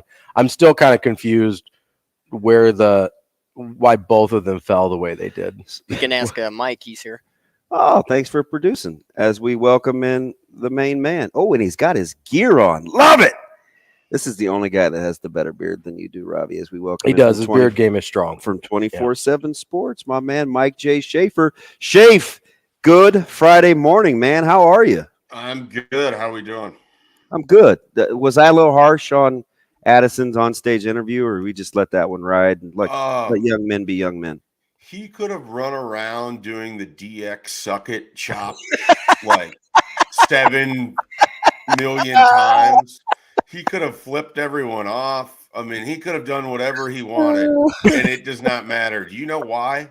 Why? Because today we are talking, and Hendon Hooker and Will Levis are not on the Minnesota Vikings. And I am thrilled. I am beyond excited. It doesn't seem like it because I have a very monotone voice. This is his happy face. But I could not be more happy to not be sitting here and being like, yeah, I guess I'm going to have to talk myself into Will Levis. This is going to be fun. Hey. Guy averages like 18 points a game, but, first round quarterback, Will Levis. I don't know. Banana keeping the peel on. Will Levis. This Friday is off to a banana start. Speaking of bananas, peels, like you guys are in rare form today, and I'm here for it. So, Schaefer, I had to go back. A couple of my friends in the industry wanted me to make sure you were okay. So I had to go back and listen to a segment that you were on earlier in the week where you went hard on what's happening in Colorado with Deion Sanders. And I kind of, when I was listening, I can hear your, because I know you well enough to know, like, this one's about the kids, and I don't think it's being cheesy, but when you say it, but you just, considering this is what you do, and you talk to these guys, and you reference that it's their dream and their excitement, and they get a chance to go to school, you're just all out on what's happening in Colorado, yes? Well, like the idea of what they're doing, I can sort of understand. Okay, you want to replace parts and you want new parts, whatever. That in itself is not what I have the biggest issue with. Though I do think, we talk, I get real tired on the end of it of running a message board and people always blaming kids for being entitled and not wanting to stick things out. And yet they never think for a second on the other end of things, hey, there's a coach here that doesn't want this person. Even though they committed to this school and they've shown loyalty and everything else. And in the case of Colorado, some of those guys that got shoved out the door did everything that they were asked, and they were still basically shoved out the door. It's the lack of humanity of the whole thing. Like, it's a game to Deion Sanders. It's a reality show to Deion Sanders. It is some kid's life. He went to Colorado for X amount of years, and he went to class, and he went to winter conditioning, and he put in the time, and this is what he's been working on, only to have Deion Sanders joke about it with Pat McAfee because he doesn't care about these people as people. That bothers me. The idea of him wanting to use every available resource to try to build his roster, I understand that from a competitive standpoint. But the part that bothers me is that Deion can just walk away from this, blow up a program. Even though they went 1-11, he still blew up any trust people might have in Colorado in the area. And he can walk away and he's fine because he's Deion Sanders. But he basically chose the nuclear option, and I'm fascinated to see how this goes for him because I don't think he's going to be there in 3 years. It either works well enough someone else hires him, or he's going to get bored in the reality show life of what he's trying to do isn't going to be as interesting as sitting on the couch at ESPN and making millions of dollars as an analyst. So I don't have a lot of respect for how he went about doing it at all. Schaefer, if you're kind of watching this from afar and you're a parent, do they get red flags, or do you believe when he says to Pat McAfee, and obviously he may have an FSU pipeline coming, I don't know, but he's like, oh, we already know who's coming. And McAfee's kind of gassing him up, which I get. I mean, it's part of the shtick, but are you believing that? I mean, I think that, there's going to be some kids and parents that throw caution to the wind because it's Deion Sanders and it's an NFL Hall of Famer and it's a guy they've only seen on TV in their life now talking to him on the phone or whatever else. But ultimately, there's very few really transcendent talent in the transfer portal at the end of April. We're talking about a totally different way of adding to your roster. And so then, okay, you go out and you get these guys, then it has to kind of work right away. And you can't have guys like Omar Brown that need a year to adjust to their surroundings because it's a big jump from the FCS to the FBS. And maybe they were injured and maybe it takes a little bit. And then all of a sudden, Omar Brown, and I'm using him as an example, has a good spring under a different coaching staff because he's got his feet under him. But you can't do that when you're taking 40 kids in April and you're going to turn around and try to play next season. I think it's somewhat of a disservice. I think it's a circus, which is all fine, but the lack of humanity in it. These are real people. I don't know how anyone can celebrate that or find this some sort of oh, that's just Deion being Deion. No, that's being a jackass. Why are we shouldn't be celebrating this. Schaefer, when you look at Nebraska's first two opponents, obviously on the road, Minnesota, Colorado, both schools that have had a very tumultuous offseason for different reasons. Obviously, in terms of Fleck is a permanent fixture, low staff turnover, a couple coordinators. Rossi comes in, but they've had some good players leave, and a little bit of an exodus is probably too strong of a word. And then the influx of Colorado. Is Nebraska in a position where they can look at what other people's off seasons have been relative to theirs, or are they better served just doing them? Just do you. I mean, whatever's happening in Minnesota and Colorado should have no effect on how Nebraska views itself or what they have in front of them. I mean, they have their own issues they have to figure out. They got to get this team ready to go for a Thursday game in August. They have to figure out what that offense is going to look like. We watched the spring game. I don't think the spring game is everything, but some of the questions I have coming out of that is essentially, are they going to be able to put together enough offense in some regards? I mean, they have their own question marks. They can't be worried about what's happening with Minnesota and Colorado beyond just focusing on how to best prepare for those two games when they're on, when it's time to play. But I think Nebraska's really got to focus in on what they have going, and they're going to do that. I mean, it's a veteran head coach, and it's a staff that I think understands what's in front of them. And I can't imagine Matt Rule really looking at it and be like, rough offseason for Colorado and Minnesota. Probably isn't even aware of Minnesota, though, because you have to kind of follow it, Yeah. Well, and one of the things, despite the fact I've been covering this for as long as I have, I've never really gotten a clear sense from any coaching staff as to how much advanced work you're really doing in the spring anyways. I wonder how much of that stuff starts in, May and June as you start working towards, okay, this is what the personnel groupings at Minnesota could be. This is, that kind of thing. And especially when you're talking about a transition, I don't know when you really get to start looking at that. Or, and maybe you can speak to this, Damon, maybe you're burning the candle by But the thing is, you have to recruit too. Like the college coach world, we talk about it. There is so much you have to do, and especially in a transition of a program, like to try to get prepared for what you have coming up. Nebraska's first game being a conference game, so there feels like there's added juice to it. There's just a lot that has to happen in a short amount of time. So you're right. I can't imagine that there's a lot of thought or focus being put on Minnesota or Colorado.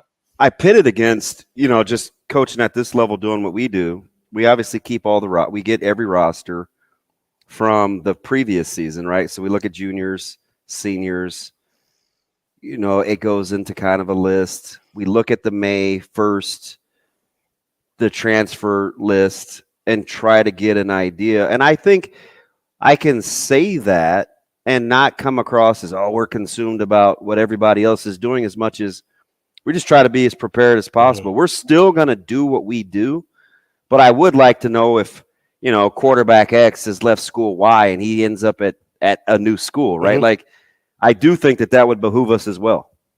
Yeah, I mean, I think you have to have some information awareness, but I don't know that you can allow yourself to go deep into it on April 28th. Schaefer, with the Nebraska recruiting coming out of the spring game, obviously they got a couple commits.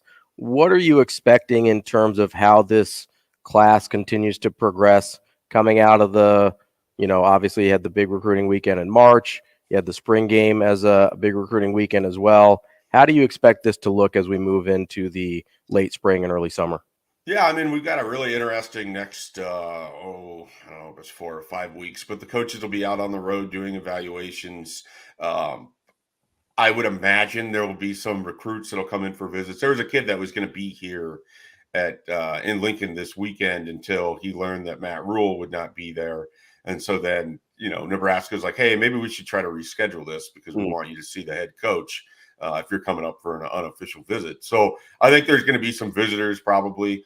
I don't look for a lot of commits in this period. It's always kind of an awkward stretch. The one time I can think of where Nebraska piled up a bunch of commits in May recently was in 2021, and it was before visitors were able to go on campus.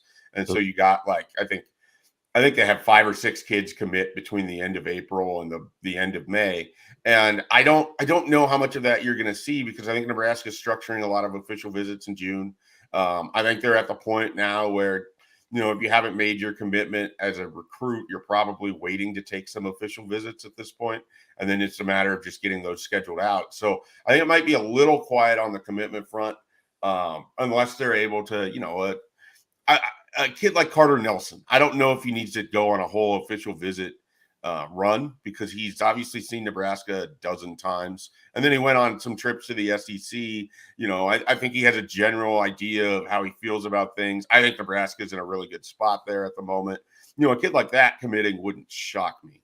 But like a Caleb Pyfrom, for example, I'd be really surprised if he's like, I'm just going to shut everything down right now. And I'm going to choose between Nebraska, Iowa, and Penn State without taking official visits to those schools. So I think, using 2 local kids as examples, you've kind of got to track what they've been doing versus, what they're hearing and the reality of trying to get those official visits on the actual schedule. And I think there's more coming for Nebraska in June than maybe in terms of commitments in the month of May.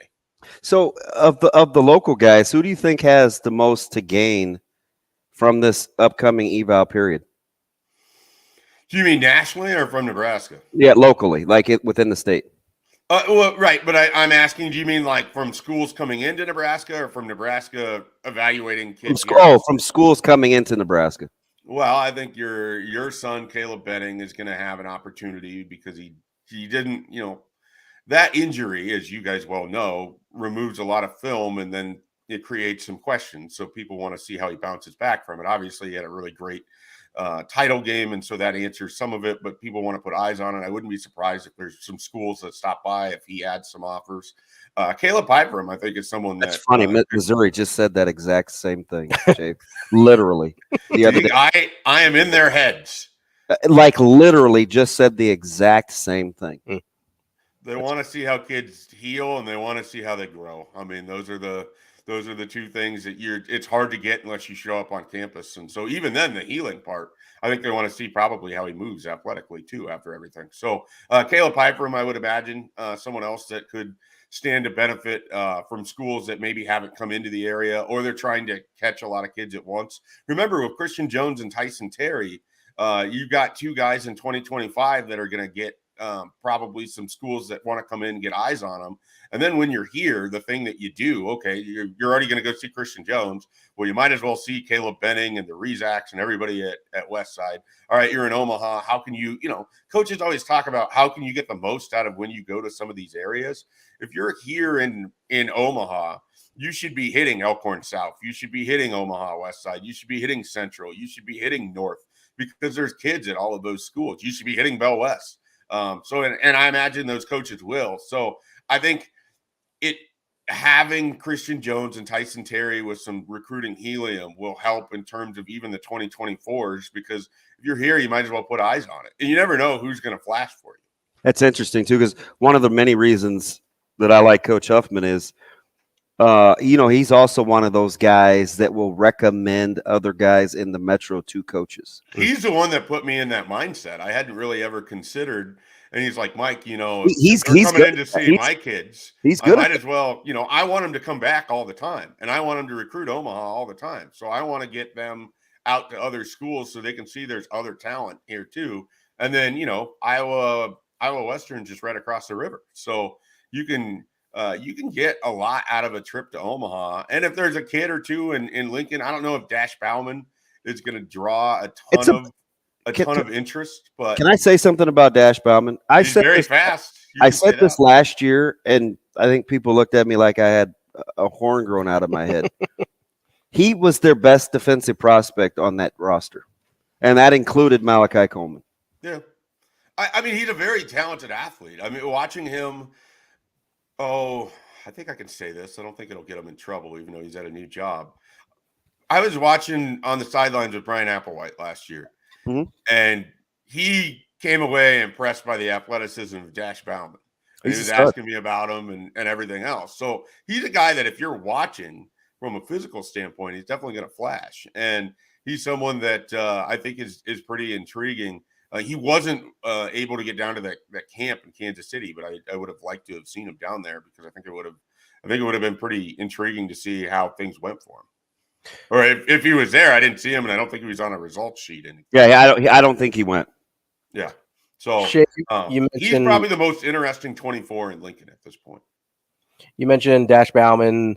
You mentioned some of the more high-profile guys in the state. Are there any guys that you're looking at in state that maybe don't have that first D1 or Power 5 offer yet that you think could be interesting through this evaluation period and through the summer that might kind of pop late? How about a guy that has offers too? I think Pittsburgh and Nebraska. How about Ingerson? Yeah, he was at the red-white game. I think he saw me trying to take a photo, and he's trying to hide. It's kind of hard to hide when you're 6'7". I give him a lot of credit. Curly locks. He's under the hoodie. Yeah. It's hard, but he's certainly someone. I think the interesting thing with him is how open he is to the idea of being an offensive lineman, because I think everyone that's going to recruit him for the most part is going to see, hey, you're already big. Do you think we can put some weight on you? And would you be comfortable moving to tackle? Would you be comfortable playing guard? I don't know. I haven't talked with him about it, so I'm not going to pretend like I can pontificate on that. But I think that, if people go to see him in Papio, they're going to want to know what his interest level is in playing offensive line. And I don't know what the answer to that is. Do you think anyone besides Ingerson at Papio, do you think there's anybody else we haven't talked about yet that's going to end up having a more interesting recruiting kind of cycle here through this summer than we're currently thinking about? In January, when I was at the Warren Academy, I wondered if this wouldn't be a big period for an Ashton Murphy, but then Nebraska came through with their offer and Colorado offered, and, he's already committed and that one's done. Harrison Caskey was out in Ogallala, was someone that I'm intrigued by, but I think that's more of a group of 5 thing, though I think Kansas State continues to kind of circle, or they did at one point there. and then more locally than Ogallala. Pierre Allen here in Lincoln is someone that he's interesting. Schools are coming by. The problem I have right now is I'm not sure what the position is for Pierre Allen at the next level, but he's certainly someone that's going to draw attention. And then I'm trying to think in the Metro, and I hate this because I feel like I'm going to leave people out.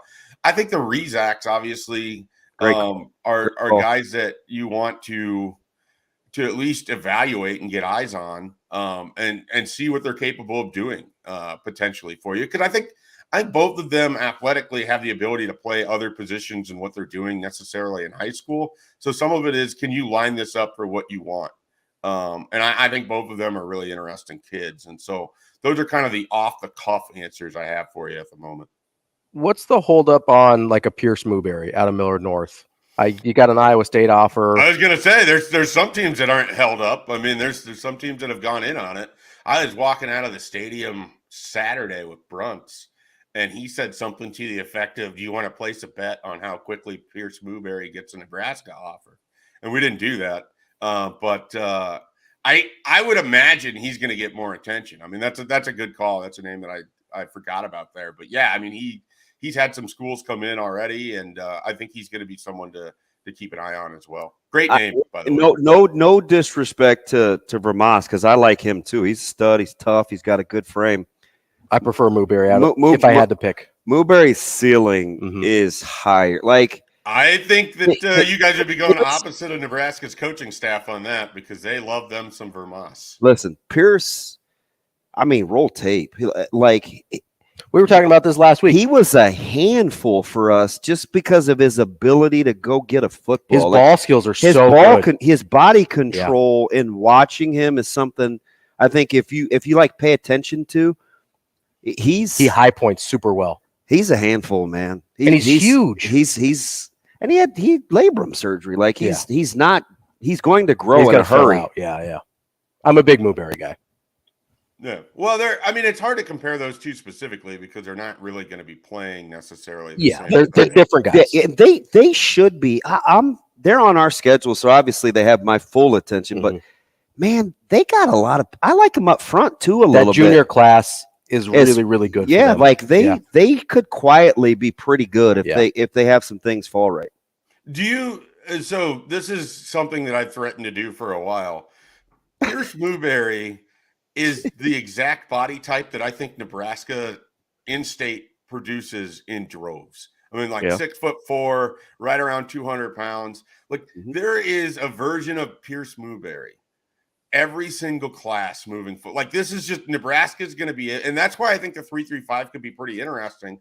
Teddy Resack. You can find ways to utilize those guys in that defense in a way that maybe you couldn't in other ones. And obviously, you should be able to find spots for them as tight ends potentially too. A lot of tight ends coming out of Nebraska. I mean, the number is sort of staggering when you go back and you look, starting with Noah Fant to where we are now. How many Power 5 tight ends are either going to Nebraska or going out of state to other Power 5 schools? Because this is an area that's just able to produce. Those. You're not going to play power forward in college basketball at 6'4". But you can sure as hell play tight end, and that's what we're seeing a lot of. Remember when we first started talking in 12 and 13, we were worried about the tight end position. Where had they gone? They're back. And they're back. They're back in the NFL. They're back in high school. They're back with a vengeance. Yeah, we can thank Rob Gronkowski and Aaron Hernandez for that. You don't hear that a lot. I'm serious. I am absolutely serious. Like what the Patriots did with tight ends, especially in the NFL, changed the usage for other teams. And then you saw that trickle down in terms of athletic use into other levels. Yeah. Fantastic stuff, Schaefer, man. We appreciate you. All right, guys. Sucks to be Will Levis today, but it's great to be a Minnesota Viking. His parting shot. That's Mike J. Schaefer. Back after this. Rogers and Benning will be back in 5 minutes.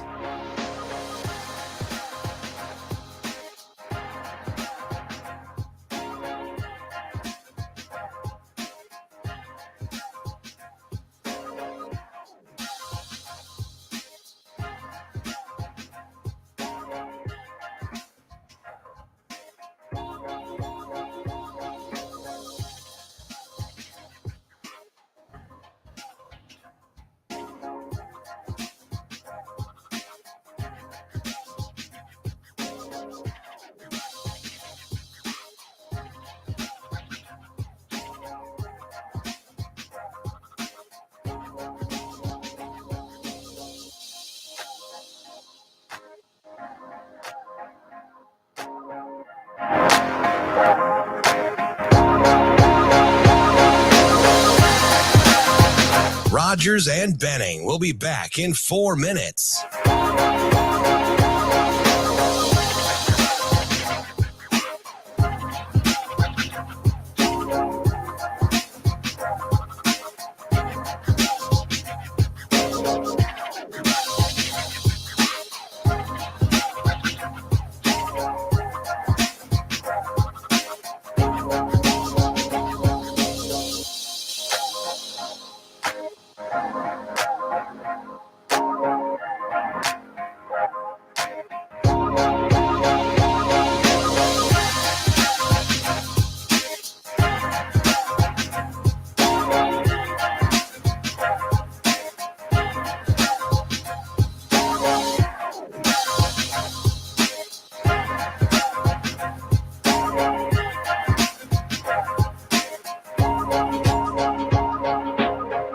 Rogers and Benning will be back in 3 minutes.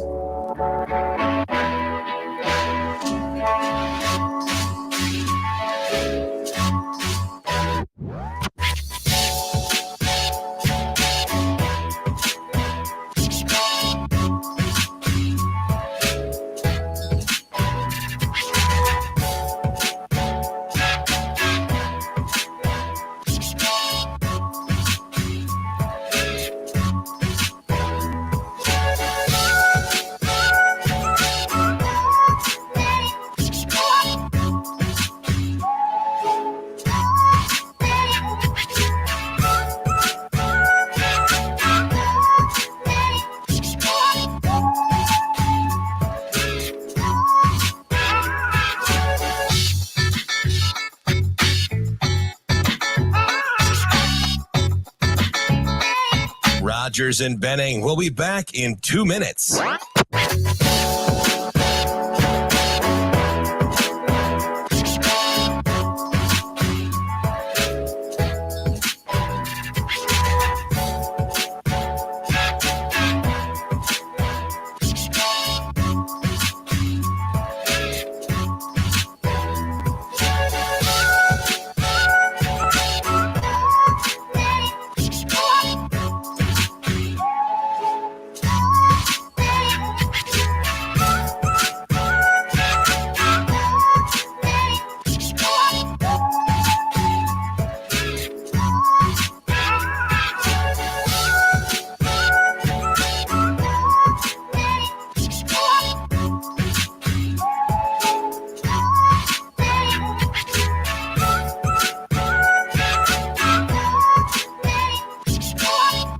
Rogers and Benning will be back in 1 minute.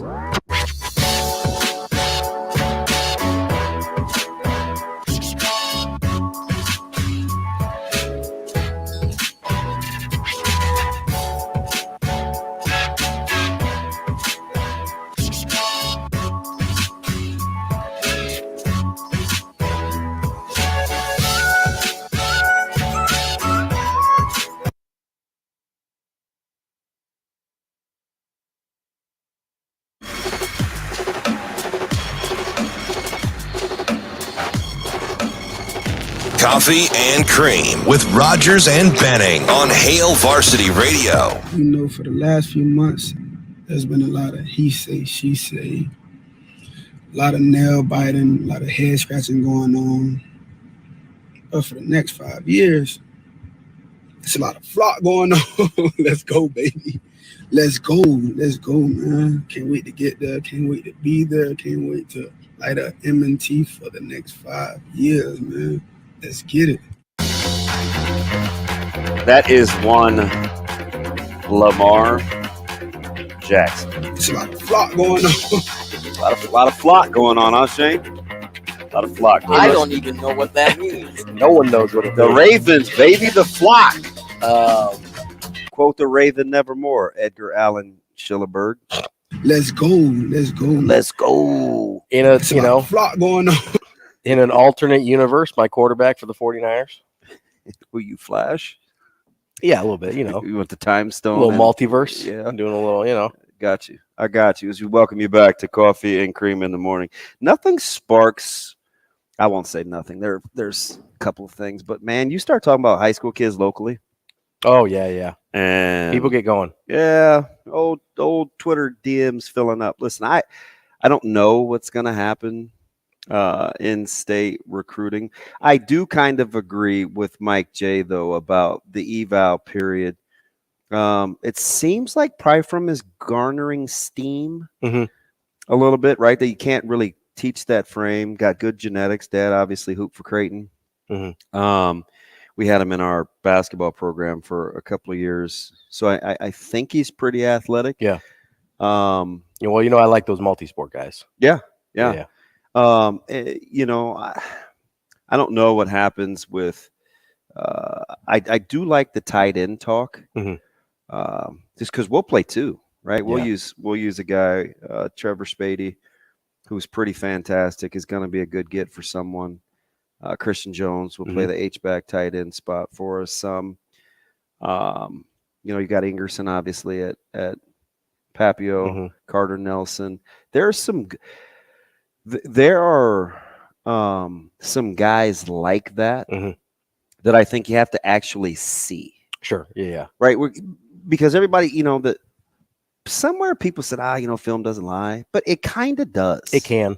It definitely can. And you used to do this with hoops, right? Yeah, like you had to evaluate.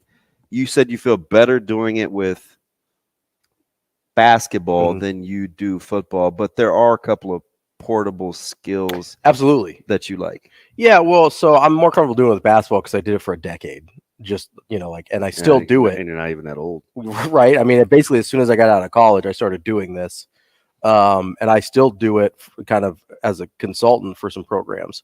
And so I'm really, really comfortable with it with basketball. Like you could show me if you give me a 2-minute highlight tape, I'll give myself like a 70% chance to get it right, which is hard to do.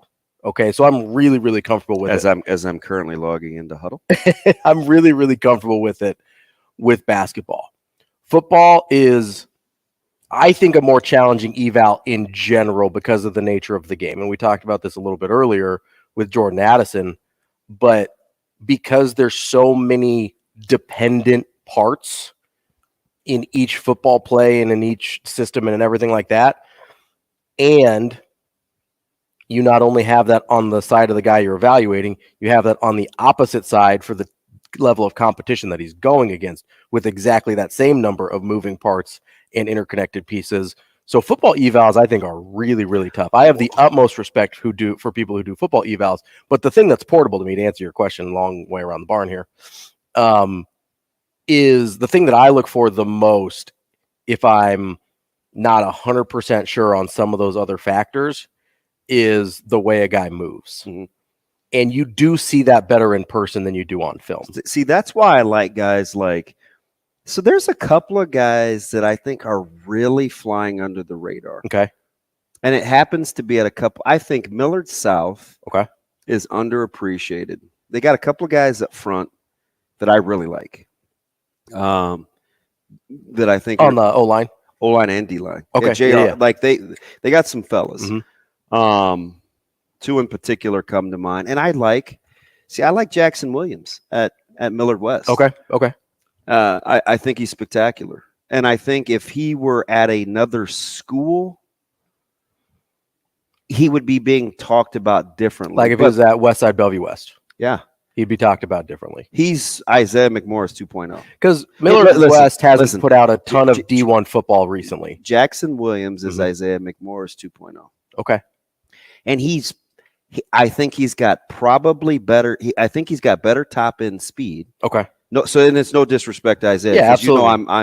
I'm on the Isaiah McMorris train more from his competitiveness. Okay. He's got great ability, but I like it's important to him to be the best.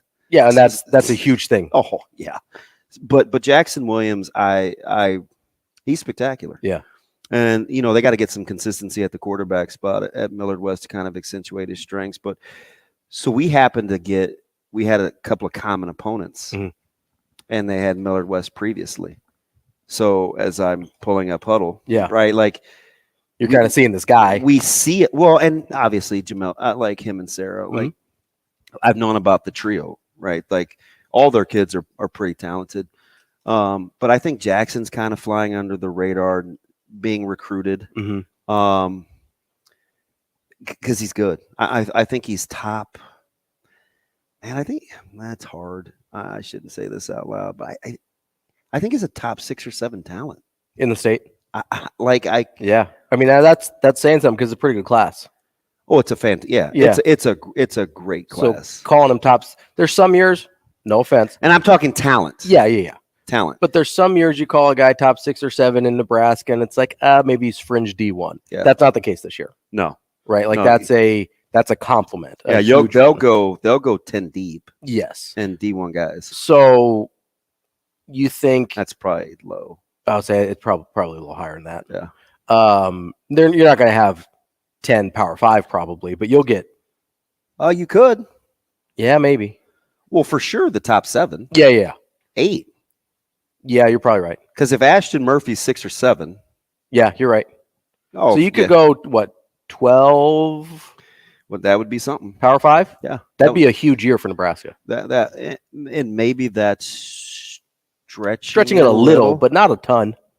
That might be about right. I mean, I think you're pretty safely somewhere between 8 and 12, right? Because what's happening with these evaluation periods is, coaches come in and they'll watch you lift. Mm-hmm. Some guys run around. Northwestern Missouri, we're just here. It depends on what the school wants. Yeah, what they're looking at. Some people want to compare actual size. Mm-hmm. They know that you can move on film. It's like, okay, well, how big is or isn't he, right? And so they want to see you. Some people, it's like, well, I know he's got this, but I want to see him move. Yeah. So I like this. It's an interesting time, and I know where I'm going with this is I think it's interesting that Coach Frost got off to early success with in-state recruiting.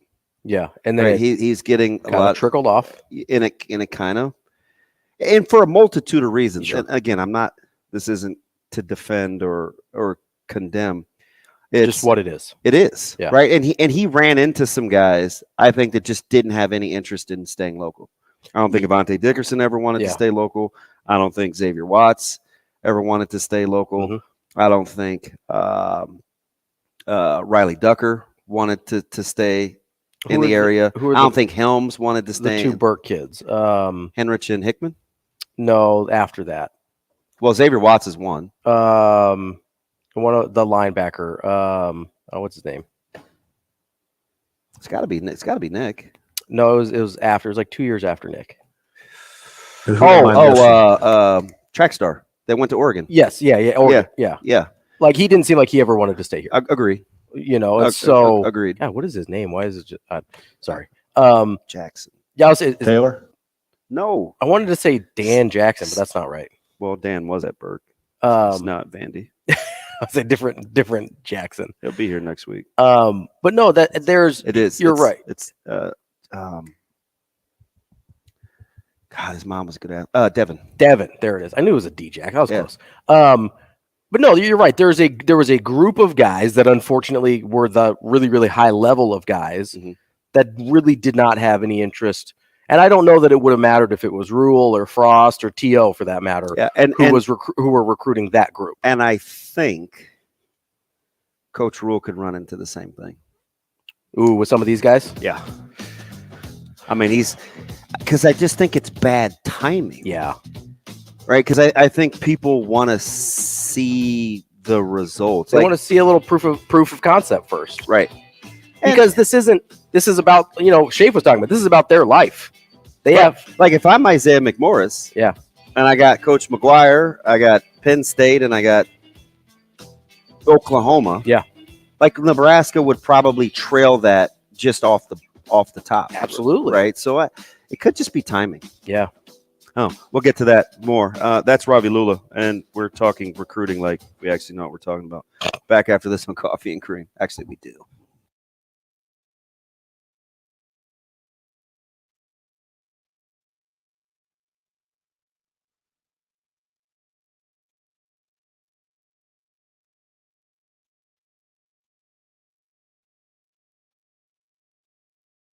What's up, y'all? What's up, Bears fans? Darnell right here, ready to get to work. Bear down, baby.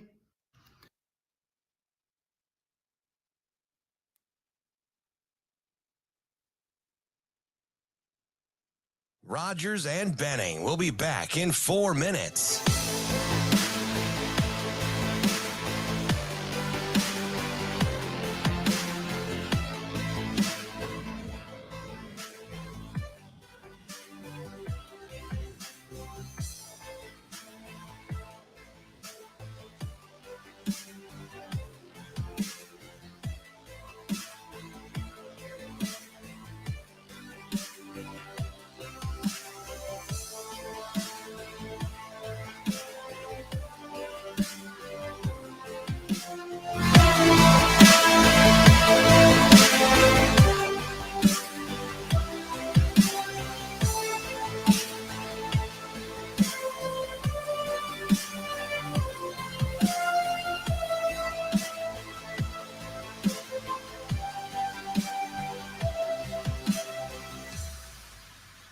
Rogers and Benning will be back in 3 minutes.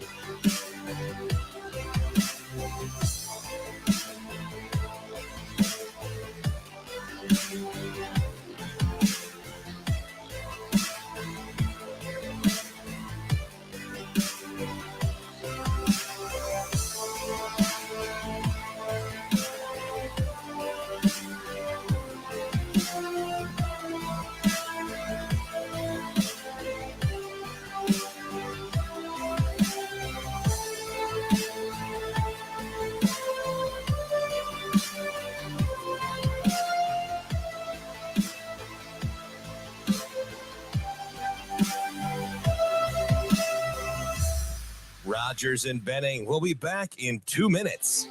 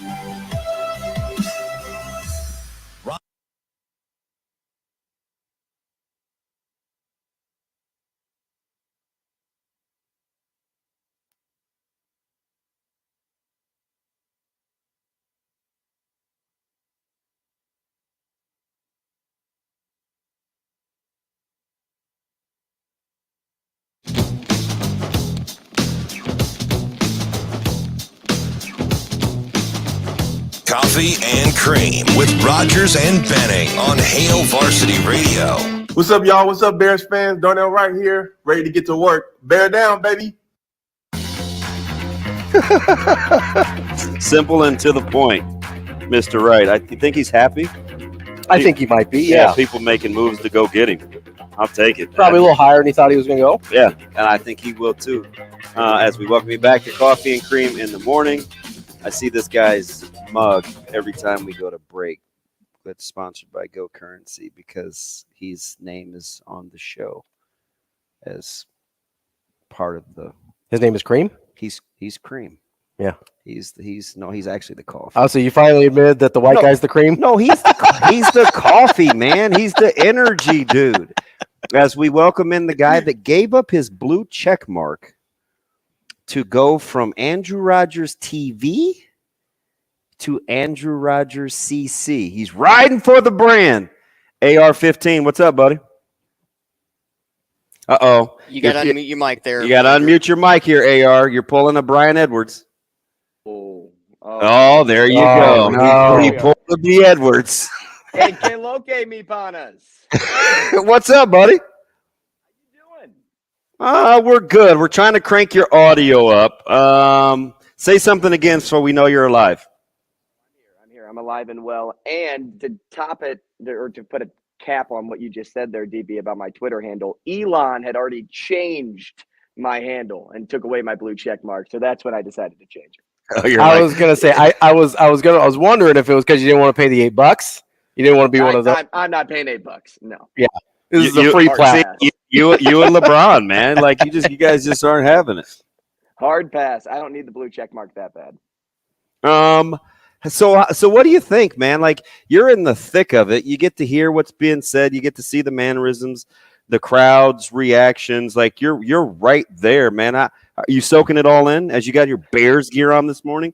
Oh, yeah. I appreciate Shane coming back with my Darnell Wright clip. I mean, that's just violent. He is a violent tackle. I mean, he shut down Will Anderson last year. But no, all in all, this event is huge out here. I believe the stage or the venue was set up for about 60,000 people, and they estimated close to 300,000 people in the city of Kansas City this year, which, if you guys can do math, that is 240,000 more than what the venue can actually hold. But the players themselves are just really taking in the moment. I mean, they all had their fit game fresh yesterday as they hopped on their shuttle buses and headed to the red carpet and waited for their name to be called. And it's cool because for me, it's such a unique experience finally being a part of an event like this and just watching these guys, chase their dreams, get their name called, unless you're Will Levis. It's cool to, kind of witness the accomplishment. At what point did that become cringy for you? After I predicted him to go third overall.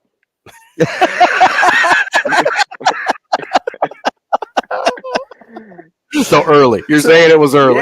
Yeah, so I gave my top 5 yesterday, and I actually predicted the trade that Houston made. I said they're going to trade up from 12 and go grab Will Anderson, but I thought that was going to be a 4. Like to make the move too. We said keep an eye on Houston and Tennessee. Tennessee stayed put and went safe with Skoronski, which I'm sure their fans absolutely loved. When you're not dynamic on offense and you get an offensive lineman, they're probably like, what are we doing in Tennessee? The division's getting better. We aren't. It's what the Packers are saying too, DB, about not grabbing an offensive weapon for Jordan Love. So were you surprised that Van Ness went before Campbell? I get the upside. But the productivity is hard to match. Remember when I wanted once upon a time, because you sat next to me a couple months ago, I said I would love to see Jack Campbell as a Steeler. I just wasn't sure if he would get a first-round grade. Yeah, I was completely shocked that Van Ness went first. I think Campbell is the guy that plays with a little more heart, more of a special talent, and he'll improve. Like for him, he'll improve as a cover player as he kind of gets acclimated to the NFL game. I just like guys that bet on themselves, and Jack Campbell's one of them. So for me, I was a little shocked that Van Ness went first, and the fact that Green Bay traded up to get him too was kind of shocking to me. Andrew, what's something that goes on when your boots on the ground there that maybe doesn't necessarily come through on the television process? Kind of a behind the scenes thing that maybe we don't pick up on TV. Sure, waiting on these players to show up for the press conference. We wait for hours. You guys take forever. Oh man. No, you kind of get the real relationship with the player in the setting. Because I don't really know what came across on TV or what they showed of, say, Bryce Young taking the podium after he got drafted, but just sitting there for about 20 minutes and shouting out questions to the number 1 overall pick.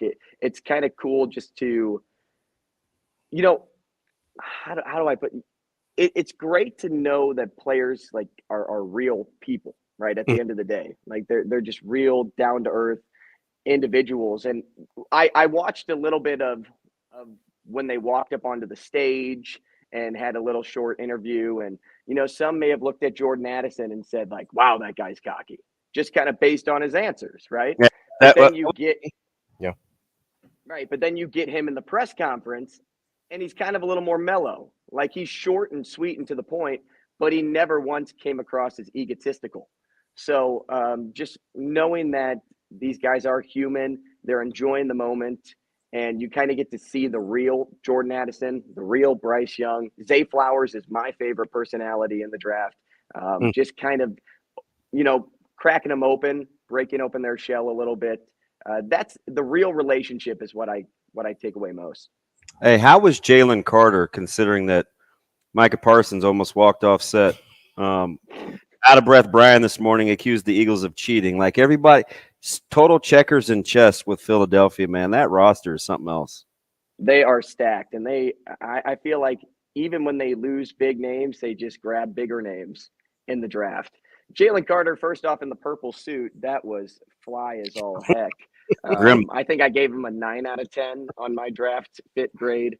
But, he's also a guy that had all the expectation in the world coming in this year. The best player in the draft, in my opinion. And then when all of the things kind of spiraled over the last 2 months for him, he is a guy that's also going to prove people wrong and say, why did you pass on me? Andrew, I'm going to ask you kind of an awkward question here about Jalen Carter.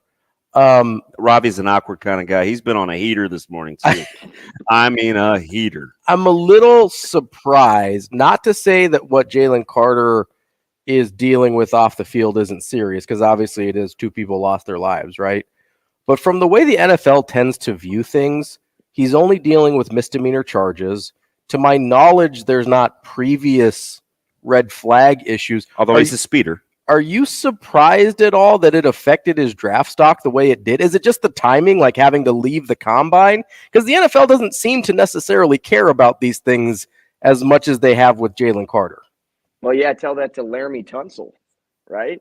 Like when he came out on video and I think he was smoking out of a bong.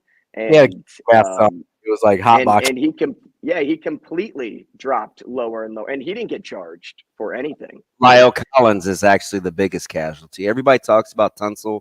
Lyle Collins suffered the most. Right. So I think the NFL is super careful with stuff like that. And plus, it's a business, right? So if you see something come out like this, you can get that guy for cheaper now.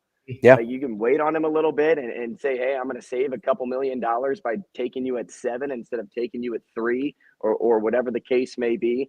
But I really do believe that they pay attention to these things closely, and they just kind of play into the fact that it affects, the person, the player. Let me ask you about size and stature, right? Ravi went all in on the fake motivation of Bryce Young being small. Said it was a legitimate concern. Legit concern. Just own it in typical Ravi fashion. There were a lot of those this morning in the first hour from Ravi. When you're looking at guys, I think Addison is extremely slight. I look at Forbes from Mississippi State, extremely slight. When you're looking at frames, was there a time where you're like, whoa, didn't expect that coming? Was the fact that you were significantly bigger than Zay Flowers, or like what was it? That was it. That was it for me. Was it? In the room? Yeah, he walked in the room with his bow tie on, and I'm like, is this guy like the brother of Zay Flowers? Because he was one of 14 kids. One of 14 in his family. Yeah. Oh. Yeah, no, I would say, though, that even some of the wide receivers are weird because it seems like a lot of them are smaller nowadays, and they're built more on speed and versatility more than just size itself, at least the best ones in this case. So, but I don't look too far into that. Even with Bryce Young, what outweighs everything else is his IQ. Like there's nobody else that thinks like him, sees the football or sees the field like him. So even though he is on the smaller side, say he's got smaller hands, you can't teach that footwork. You can't teach the way that he sees the field. Everything, he knows what's going to happen and where he needs to be. And if you ever watch his film, his eyes never leave downfield. He never looks down at the ground and tries to move away from a pass rush. He is downfield and he just senses things. So he was the obvious number 1 pick for me, and I'm not shocked at all that that's how it played out. So do you think Hooker goes before Levis today? No, I think Levis goes first. Did my Steelers take Joey Porter Jr.? Yes, and I'm how still about a little salty. I'm salty, DB. The Bears don't have that pick. You're going to be all right. You seem very hurt right now. Hey, have fun with Joey Porter. Yeah, I'll check back in later, man. Appreciate your time. Welcome you back next Monday. All right, buddy. That's Andrew Rogers. He's part of the normal show. I was say, yeah, he works here. We're like a brotherhood. Back after this, Mike Sautter from Texas after this. Rogers and Benning will be back in 4 minutes.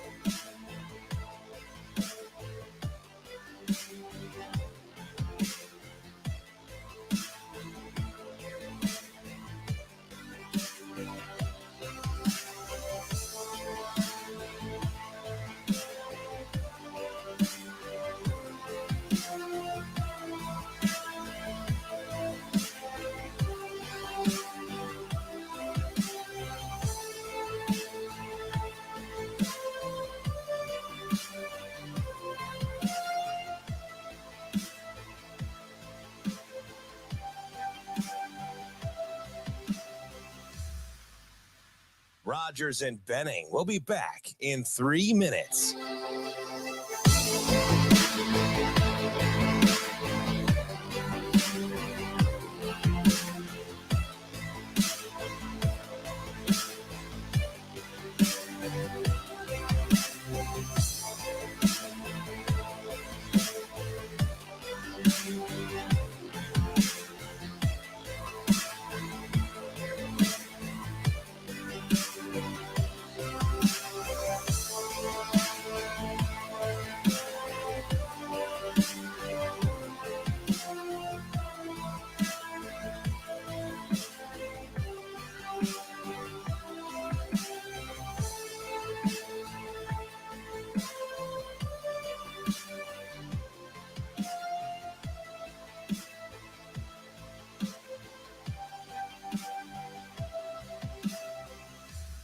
Rogers and Benning will be back in 2 minutes.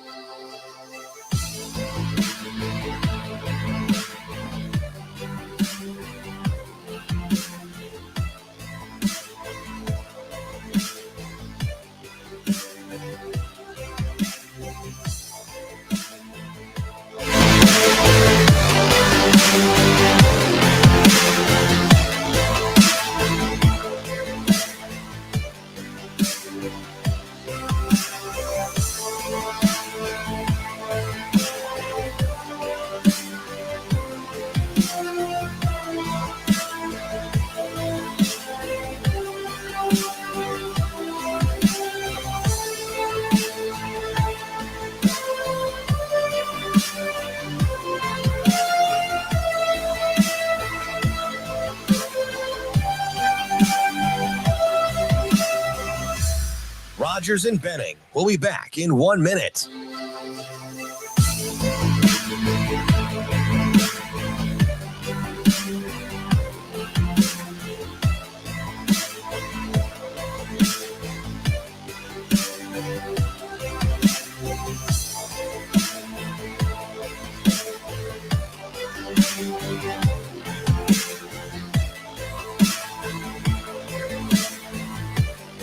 Rogers and Benning will be back in 30 seconds.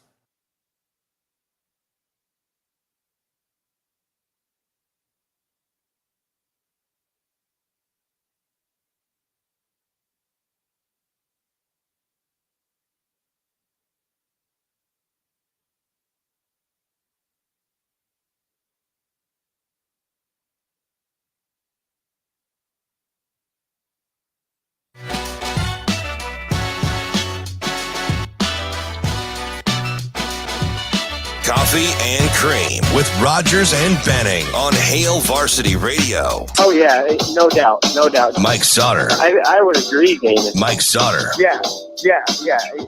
Mike Sautter. Oh, man, you're going to put me on the spot. Mike Sautter. Attaboy. Let's get it. With the 15th pick in the 2023 NFL Draft, the New York Jets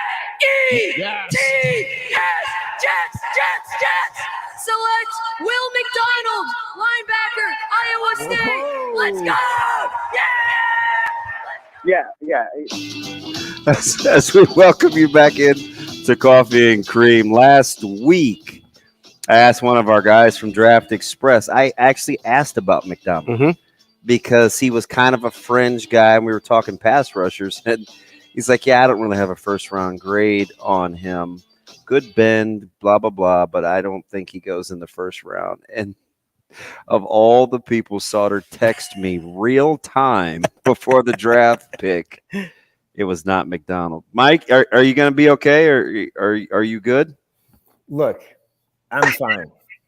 It's fine. Look. You know what our first-round draft pick was this year?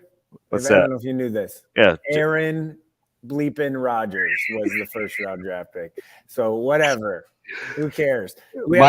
Jerome Sautter joining Ravi Lulla on All In on a Friday. You guys, man, are you a little fired up today, Mike? Yeah, I mean, look, I would have loved Jackson Smith and Jigba to go with what we already got in Garrett Wilson, Alan Lazard, Mecole Hardman, Corey Dropsies Davis would be fine too to go with that.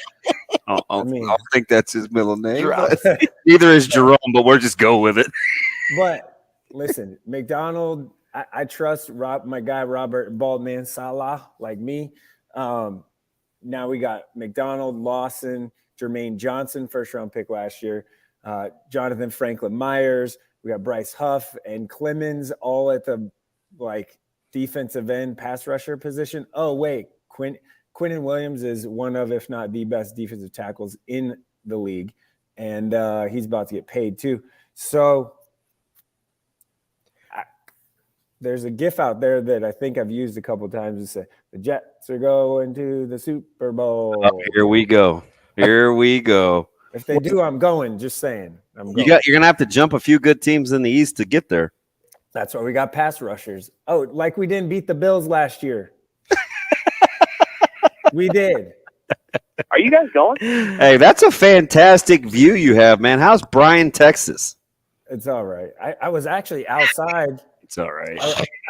I was outside on the patio, and then this other team, this teams that stay in hotels, this other group, coach just decided to have a team meeting. Like I wasn't in the middle of anything at all, just sitting there. I was I looked at him and I'm like, really, man?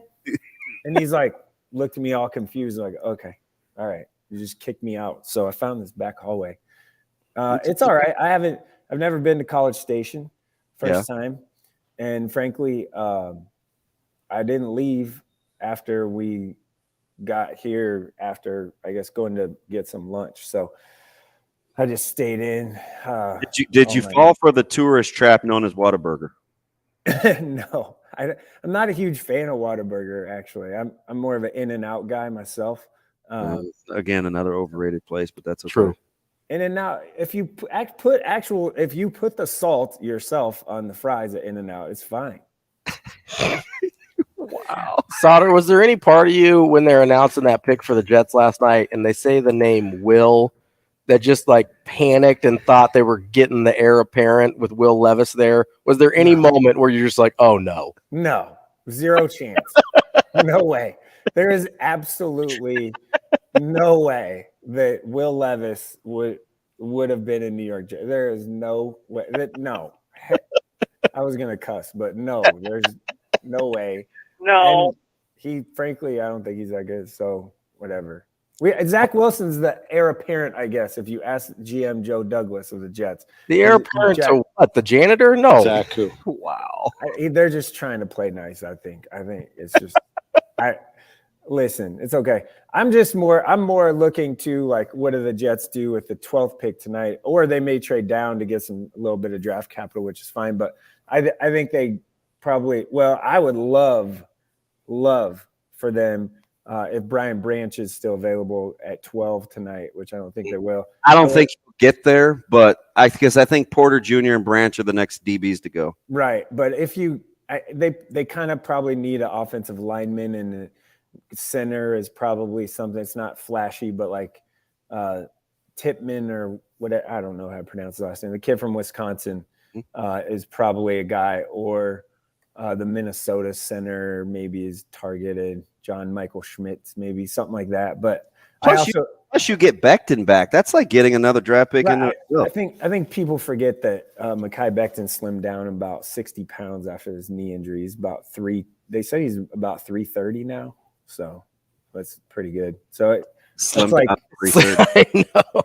He's a large man. I hope he's good, but we'll see. I'm a big draft guy. I love watching the draft, and obviously I'm usually a lot more bought into the draft because my favorite team, if you didn't know, the New York Jets is picking in the top like 5 every year. So this year we a little better and gonna make the playoffs and make a run. Is this Michael Jerome Sautter on Red Bull, or is this Michael Jerome Sautter post draft day? I think it's or what? I think it's the last one. Yeah. Coach Rule has a question for you, Sautter. You in a good mood or what? I am, Coach. Thanks for asking. I had a big breakfast. What'd you go with? Oh, everything, because I don't want to pay. I'm a little tight with money sometimes. So, except for shoes and milk. Yeah, I got 3 sausage links, some eggs, a couple pancakes, a bowl of Fruit Loops, because that's basically all they had available. Dude, they're knockoff brand in the hotel, though. Are you cool with that? No, it's available and it's free. I didn't pay for it. I mean, it was gold, absolute gold. I got some strawberry yogurt, and I had a bagel. And I tried to tell a couple of and apple juice and a cup of coffee. You're a child. Jeez. You're just eating because you can. And I got up there and just crushed it. Because I don't want to pay for lunch. If I could have a free if I could eat a large breakfast, then I don't have to pay for lunch. I understood. What do you expect to see before we get into high school? Because it's an evaluation period, and we had into some fantastic conversations with Schaefer about football. What are you expecting to see in Bryan, Texas today? It's a tough field. Yeah, I want to see. I guess here for the ETG boys teams, and I want to see them compete again. 16s competed really well last week. Schedule kind of flipped around and changed because for some reason some programs didn't read their the rules. I guess that the NCAA changed the rules to where you can start playing at noon on Fridays instead of 5. So they had to move some stuff around because of people getting in here late. But I want to see if the 17s can kind of bounce back, I guess, because they're not used to losing. And schedule's a little lighter this week for them. They're not playing the number 2 player in the country, Flory Badinga. That guy was way good. Oof. But I want to see if they can kind of compete at that level. The rotations, a roster, slimmed down a little bit. They don't have 11 guys now. So maybe that'll help, but I do want to see what they can do as far as getting out and competing against, I think the guards need to play better, all of them. They just didn't play very well last week. And when you step up that level of competition, you gotta back it up. But there's the ETG 16s, those dudes played really well. Bryson Ball shot the ball extremely well last week. Braden Frager still has a ton of momentum recruiting wise and people interested in him. Robbie Garcia is another name that has played really well too. So, and getting a lot of run. So it's pretty. Lazarick Houston had a really nice weekend too. He's a competitive son of a gun, man. He defends. Hey, he's more athletic than he looks too. Like they get into it every practice. Like he competes. He can get off the ground pretty quick. He doesn't look like much, but he's got some bounce to him and all that. But obviously, I think the hottest name in boys high school recruiting right now out of this ETG group is Braden Frager, from just the coaches I talked to and whatever. People love his athleticism. There's some things that he has to improve on, but people love his athleticism, and when he's playing hard, it's like, whoa. Were you surprised how many head coaches, the caliber of head coaches that made that first spring live period with visits going on at the same time? A little bit, like, you know, I was too. Yeah, Mick Cronin, Painter, there. Yeah, Painter's Altman, there. Sampson. There was a ton of dudes there. North Carolina, Hubert Davis was there in Omaha last week, or Council Bluffs. That's unfortunate. They were all there. So, but I will also say this: like Adidas, the level of players at the high end. You know, last week I put out the 36 players to watch thing. Like, they're all really good, and there's other really good ones too outside of that list. So I think Adidas is pretty strong this year. I think it's squarely probably number 2 behind EYBL, which is Nike for those of you playing at home. Yeah, so I don't think there's really any competition as far as that's concerned. You know, and one thing real quick. So there was some discussion about Nebraska not having anyone there. That's not true whatsoever. I tried to explain that. Yeah, there's Hoiberg there, right? Yeah, Fred wasn't there. Oh, wait, because he had 2 official visits, happening. So Coach Howard was there. I spoke to him. I face to face. And I saw him. Yeah, he was definitely there both Friday and Saturday. So, you know, they were there. They're paying. They know what they're doing, and frankly, I think Coach Lenzer's doing a terrific job of building relationships and trying to build them in reverse. He's in my Fave 5. Yeah, he's trying to build them in reverse. And yeah, I know they struck out on, you know, a handful of guys that would be bouncing back to them or transfer guys, but you know, he also wasn't there for the initial recruitment. That was a different guy that's no longer on the staff. So that matters, I think, in these situations. So I think people need to just kind of calm down a little bit and be all right. It was interesting, and I do want to get to high school football, but it didn't bug me, but it kind of bugged me that there's this thing about Hunter where I don't know who started it, but it was, well, he chose Wake because, you know, he didn't have to be the man and he could fit in better. I don't know who started that, but where do you think that came from? I have no idea, but I not true. Who said that? I don't know. No idea. Right? Because I think he thinks Forbes toughness. I think he thinks ACC conference. Yeah. High profile. That had nothing to do with it. I don't get where the wanting to fit in and be the savior thing came into discussion, because that's totally inaccurate. Yeah, that had zero to do with it. And when I feel pretty good about knowing how that whole thing shook out. I'm right there with you. And that had nothing to do with it. It had nothing to do with him being scared of the moment or anything like that.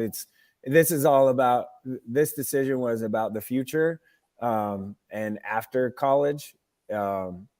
That's what this decision was. And frankly, like, you know, yes, Nebraska's had a ton of tremendous success. I mean, look at Bryce. I mean, they've had a couple of draft picks recently, but Wake Forest has turned 2 years in a row now, 2 transfers into all ACC or NBA draft pick type of guys. So, you know, kind of is what it is. And I know it was a really hard decision for Hunter. I know that for a fact and it was between Nebraska and Wake Forest. Let's be frank here. But I know it was a very difficult decision, and went back and forth actually on it. So, you know, what happened Wednesday, or I guess he committed Tuesday night. And even on Tuesday, like in the morning, felt like it was going to be Nebraska. And then in the afternoon, it was like, okay, it's going to be Wake. And then he actually ended up committing it about 7:15 on Tuesday night and then obviously that got announced on Wednesday. Yeah. Sautter, moving on to some high school football. We were talking with Schaefer earlier about maybe some guys that could really benefit from this kind of evaluation, late spring, early summer period. He gave us a handful of names. Who are some of the guys in that group that you think could kind of elevate their recruitment level with in terms of the offers they might be able to get during this time period? Excuse me. Well, I want to try to name like a Tanner Hollinger from Cross County. He's got a bunch of Ivy League schools messing with him or offering and talking and stuff like that right now. Mm-hmm. I think that's a guy that could really benefit from it. Obviously, I think not Teddy, Anthony Rizak, I think is a guy that could benefit from it, the quarterback. I think that one is I wish I knew why people aren't just seeing the competitiveness and all of that, right? Like, because he's a winner. With Rizak? Yeah. Is it a position thing? Is it because they don't see him as a quarterback or what? Is that it? Probably. But I also, look at other quarterbacks that teams and people have taken in the country and be like, well, he's just as good as that guy. Right. Yeah. Or he can win just as much as that guy. Yeah, he does a lot with his legs and that's what it is. But I just don't know. Like, he works hard. He's not in trouble. He made checks all of the intangible boxes. He's brilliant. And he's a really good athlete too at the same I'll say time. plus he's a really good athlete, right? Yeah. So I think those are a couple. One is Jacob Rope. I actually just talked to him in the lobby. How is the big fella? He's off to a good. I love him. He is. He may be. He's not. He's in. I got a lot because I get along with a lot of guys in the Metro. You always say Fave 5 for everybody. So I know. But like of the T-Birds, he's up there. He is a great person. Dude, I will say that I said it before. Whoever talked that kid into going out for football, Huffman, and whoever let him do it, like said it was okay, changed that kid's life. Yeah. Change that kid's life. Like, because he's gonna go to college for free to play football. And basketball, he probably would have had a partial somewhere low level stuff. He's a super kid. He's a great kid. I mean, I talked to him. I basically ate breakfast with him. That's cute. That's cute. And we weren't sitting at the same table, just near each other, because I thought that would be a little odd. Weirdo. Did he eat more than you? Hey, Did anybody? No. So it's a really good question. I'm talking to one of my other favorite coaches in the Metro over text this morning, and we're kind of talking about some schools that are under, I think, represented in the recruiting. One, they've got a new coach at Millard South, so I get wisdom. But Millard West has got a couple. I love Jackson Williams, and I can't believe he's still flying under the radar. He's spectacular. I put him in the Isaiah McMorris camp. Little smaller, but equally as explosive. And I like LeCun. I like JR over at Millard South. Millard South and Millard West seem to be schools that could take advantage of the evaluation period. Yeah, I would say Jackson Williams he's a great kick returner, kick punt returner guy, right?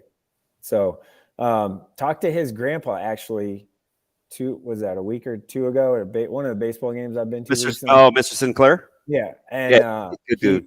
And I asked him is it football or baseball or whatever? And he's like, well, he was hoping his recruitment would be a little bit better, more for football at the moment. So maybe it's a little baseball. And he's their center fielder on the state's, I think, clearly best baseball team.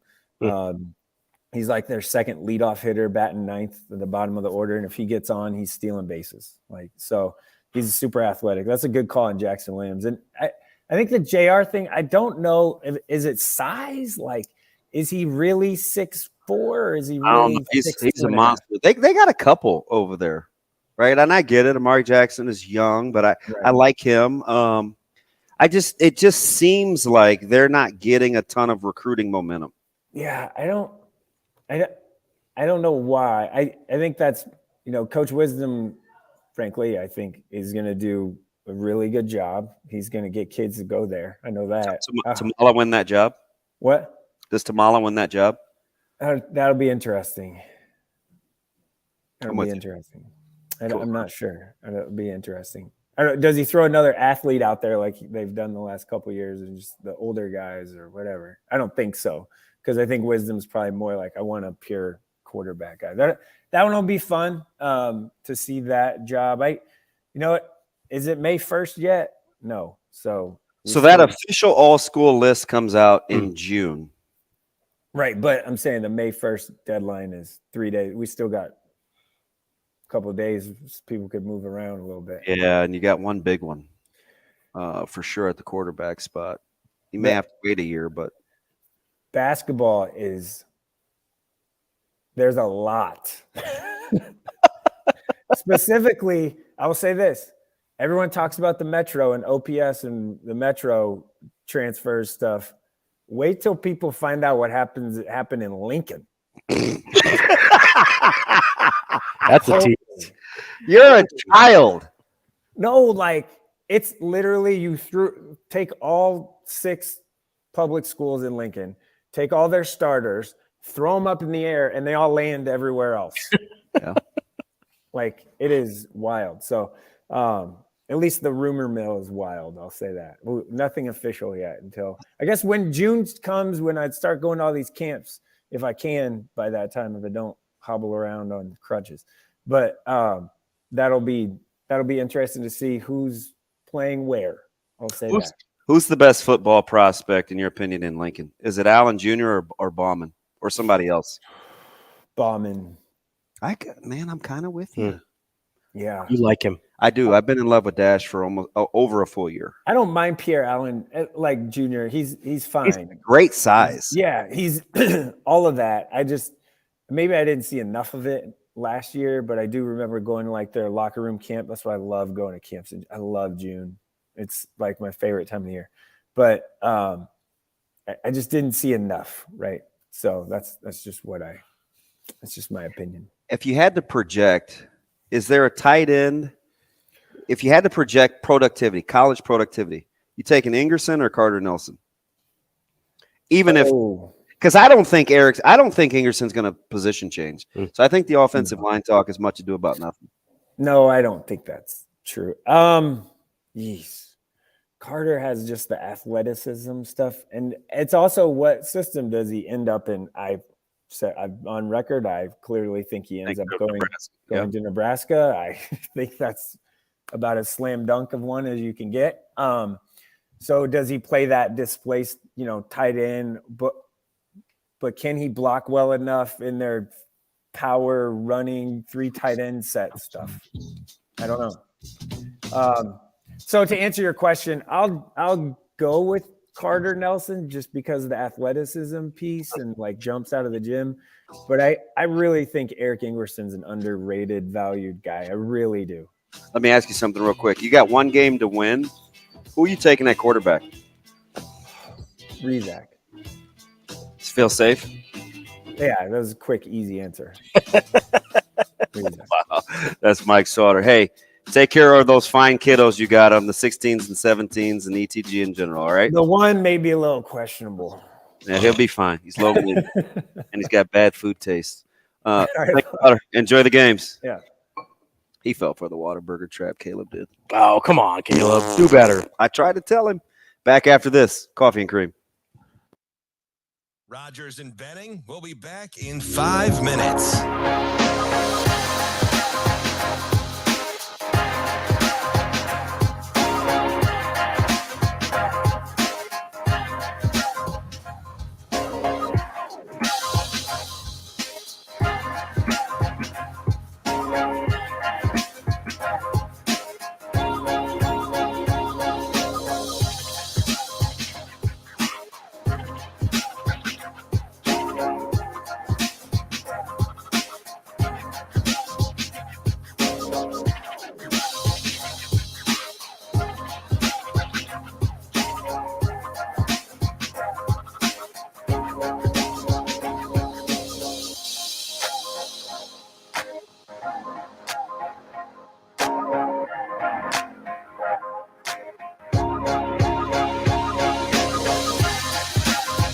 Rogers and Benning will be back in 4 minutes.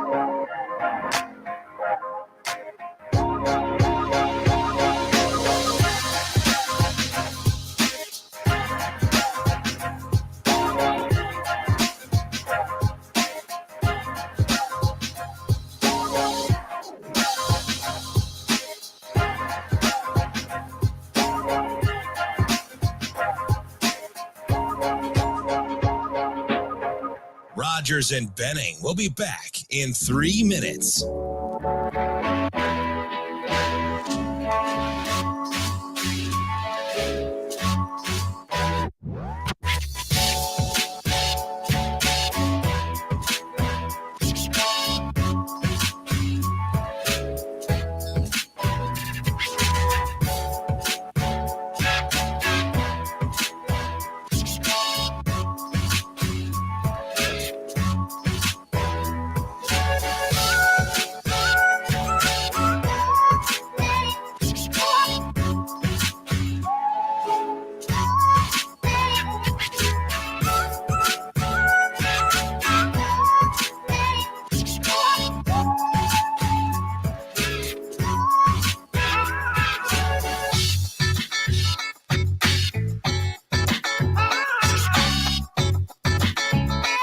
Rogers and Benning will be back in 2 minutes.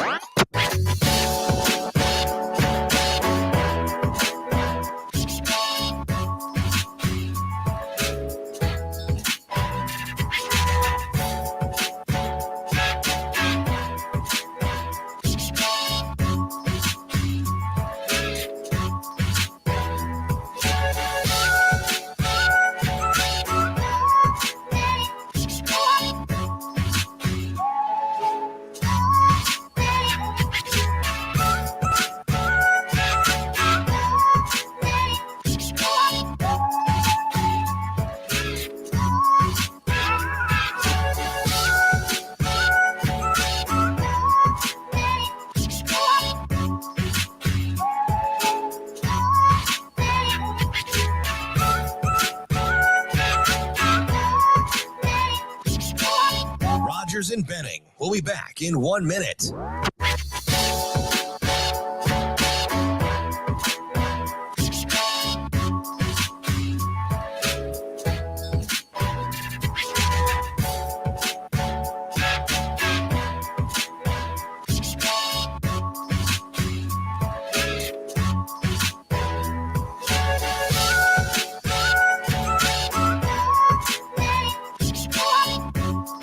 Rogers and Benning will be back in 30 seconds.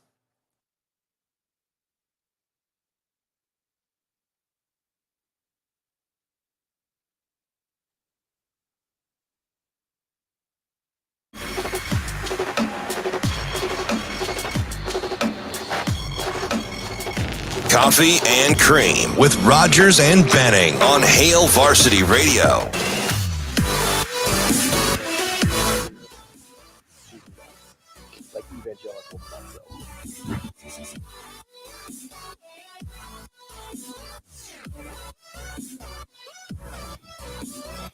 Are we back, Shane? You're back. What's up?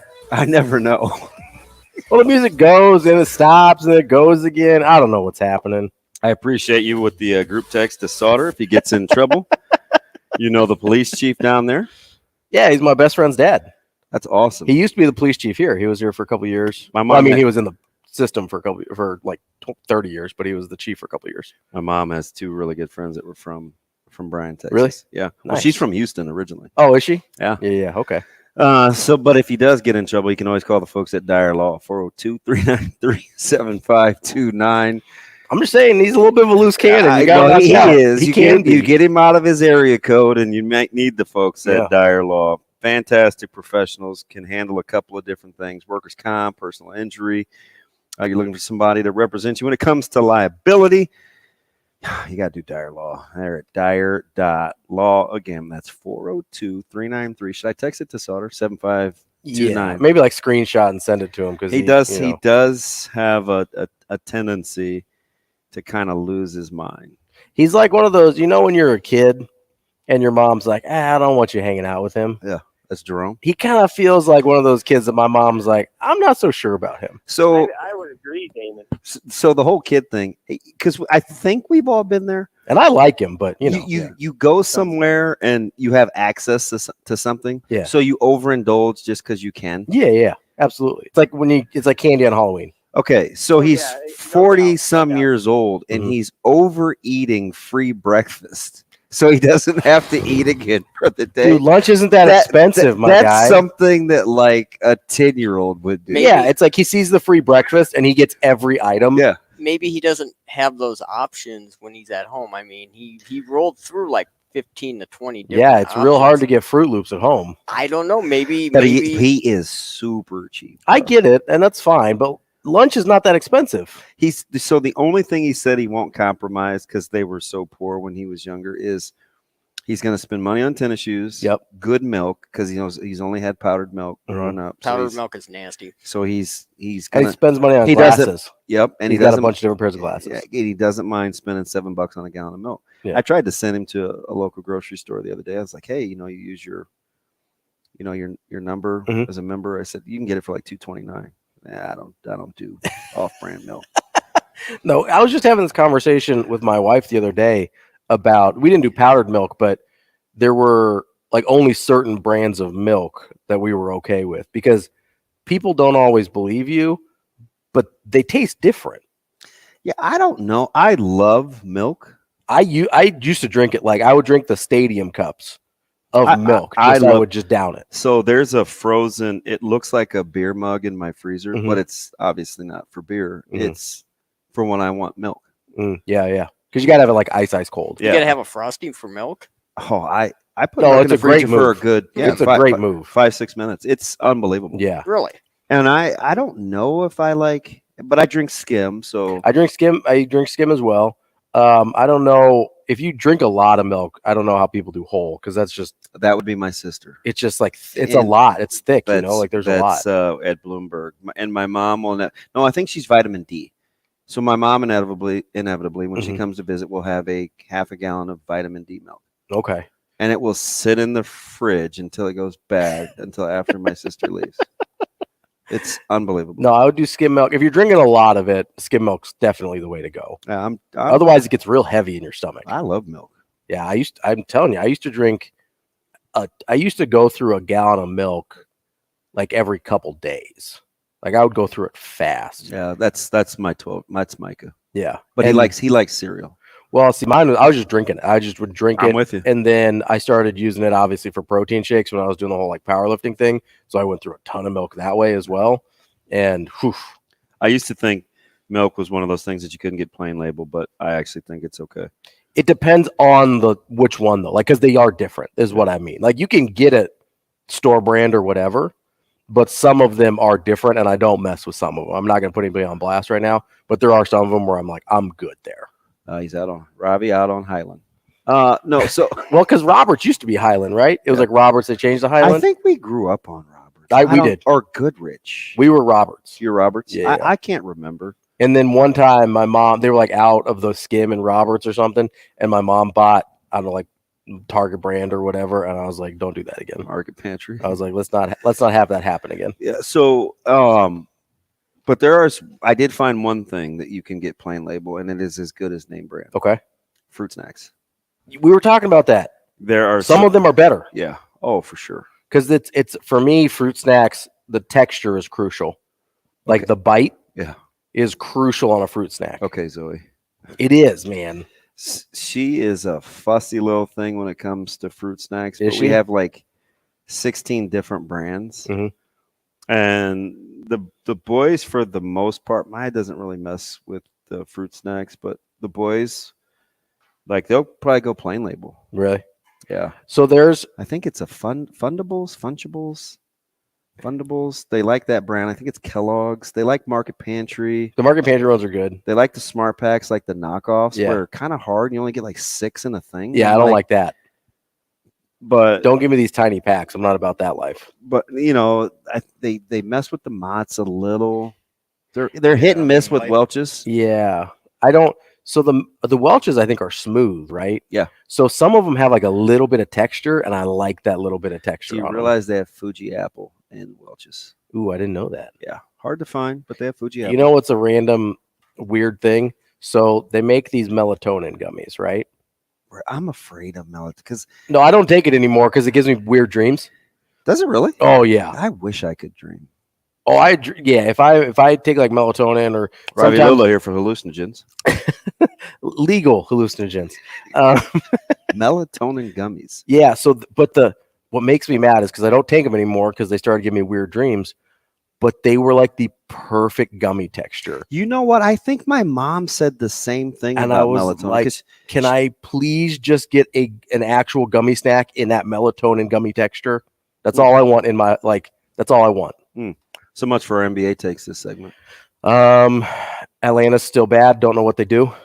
But how about who was it? Was it Coach? Yeah, I had one of my buddies text me last night that was like, yeah, Brian Edwards continuing to kill it. Like he did really, really well yesterday. He nailed Anthony Richardson. Yeah, 4.5. Got the over, the quarter, the team total, the total. Crushed it. He might have bat 1,000. Yeah, we'll have to see because he gave us a couple feelers for today. Yeah, so the Kings +7. He didn't feel great about, and liked Memphis, but he liked Memphis +4.5. Yeah, it wouldn't surprise me if Memphis won outright. Yeah, me either. I don't know that they will, but it wouldn't surprise me. How is it only? Is it still 4.5? Let me see here. Oh, it's still only 4.5. Take a little look-see. But according to Brian, old man, what do you call him? Old man James still has old man LeBron. Still has one left in him. You know who probably goes ham tonight because we kind of badmouthed him low key. Who's that? D'Angelo Russell. I mean, I don't think that has anything to do with us badmouthing him. Just spitting facts. Yeah, I've still got it at 4.5. Listen, I mean, D'Angelo is. I mean, we've got a long enough track record with him, right? Yeah. This isn't new. There's a reason he bounces around from place to place. The only time that he was any kind of real useful was that back half of that 1 year in Brooklyn. Yeah. And even people thought that could work. Even then, it was a little kind of smoke and mirrors in terms of the numbers and what he was actually doing. I mean, he was coming off the bench for some of that time. He wasn't finishing games for most of that time. Who are you taking in the Suns Nuggets series? I think I go Nuggets there. I think the more versatility, more reliability. Because you're banking on somebody to get hurt for Phoenix. Yeah, I just don't trust him. Inevitably, Paul or KD. Yeah. And, you know, I don't know what I mean, can Ayton guard Jokic? Well, you asked me the same question last year. He's going to be playing awful far from the hoop. Yeah, I'm not real comfortable with that matchup. Michael Porter Jr. is probably one of the only guys athletically and size-wise that actually sort of matches up with KD. Not that he's going to stop him, but you can at least annoy him. And then, you know, if you're going to have to get a good Jamal Murray series. Suns are a slight fave, series price, -125. Yeah, I mean, I'm not like sold, but I think I lean Denver because I don't trust the health of the Suns. Knicks favored, -165. That's probably right. Yeah, Miami's got to flame out at some point. How about the Celtics 3-1, -300 over the Sixers? That seems high. Does seem high. That seems really high. I don't trust Harden as far as I can throw him, which is not far, but -300 seems real high, especially for a team like Boston. Do they have winners? They don't. They didn't look great against Atlanta. No. We shall see. Coming up, Matt Vrzal, I'm sure will continue to be entertained on a feisty Friday. Rogers and Benning will be back in 4 minutes.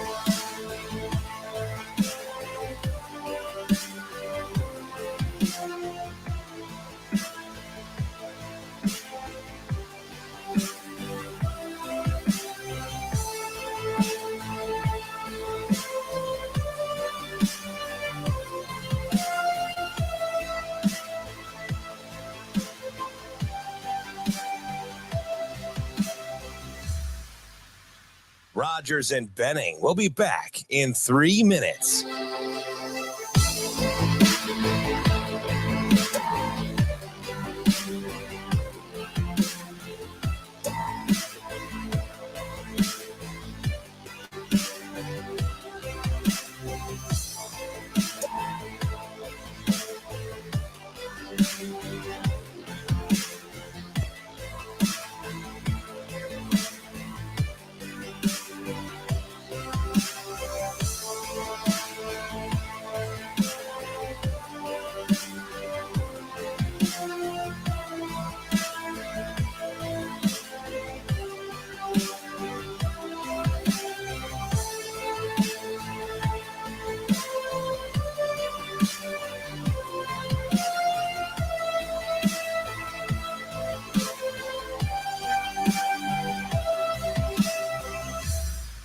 Rogers and Benning will be back in 2 minutes.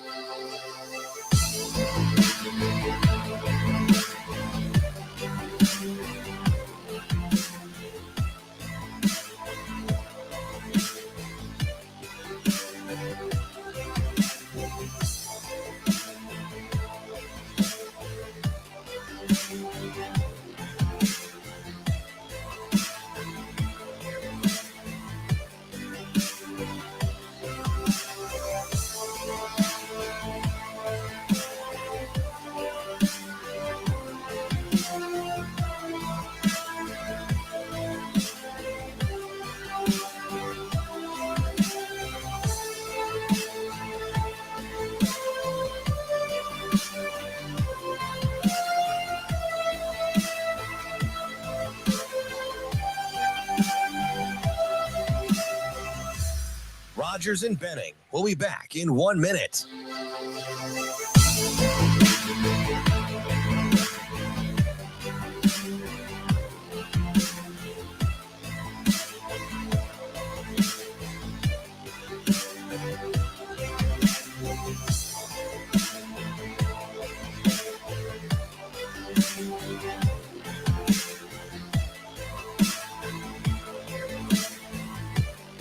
Rogers and Benning will be back in 30 seconds.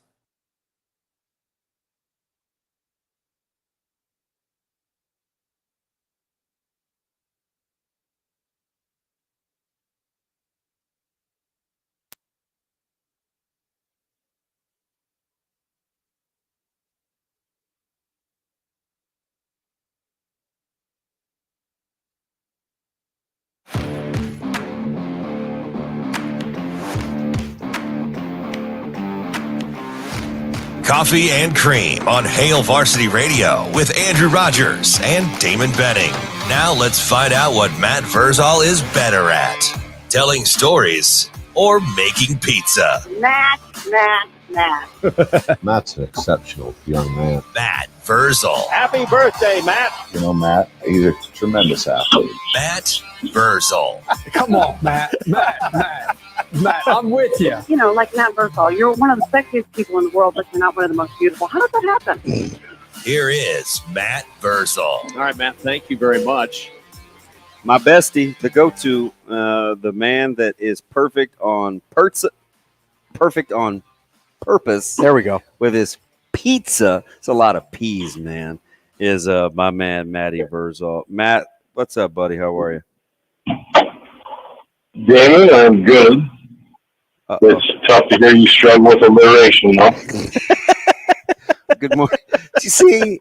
Do you know what I was gonna say? I was just getting ready to say, man, I'm happy your Cubs are off to a decent start, playing better than I think the experts thought, and all you hit me with is the fact I can't string a couple of peas together.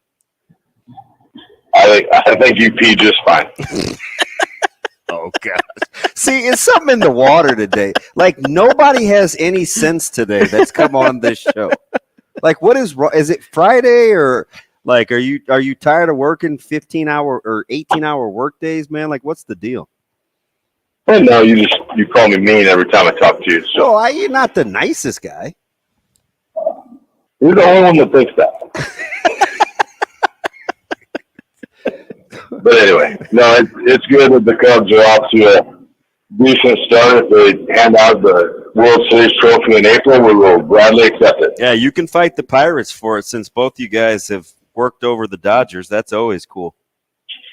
Man, what happened there? Yeah, I mean, everybody's on maternity leave. They're chilling. You know, a lot of babies. Probably a good load management. Yeah. I don't know. They can't afford to be messing around too much. Somehow they're in second place at 500. But every team except for the Rockies has double-digit wins. Yeah, but I mean, it's baseball. It's so early. Are you so many games. Are you reveling in the fact that the Cubs are the Cardinals are on the struggle bus? No. They may be the worst team in your division before it's over if they don't get some pitching. That would be awesome. I would be so happy. Hey, let me. I would rub that right in Jordan's face. Oh, so Kyle, he's a Cardinals guy? Oh, God. Comes in with this ratty-ass Cardinal hat every time I see him. This is Matt Vrzal here for Scut Basketball.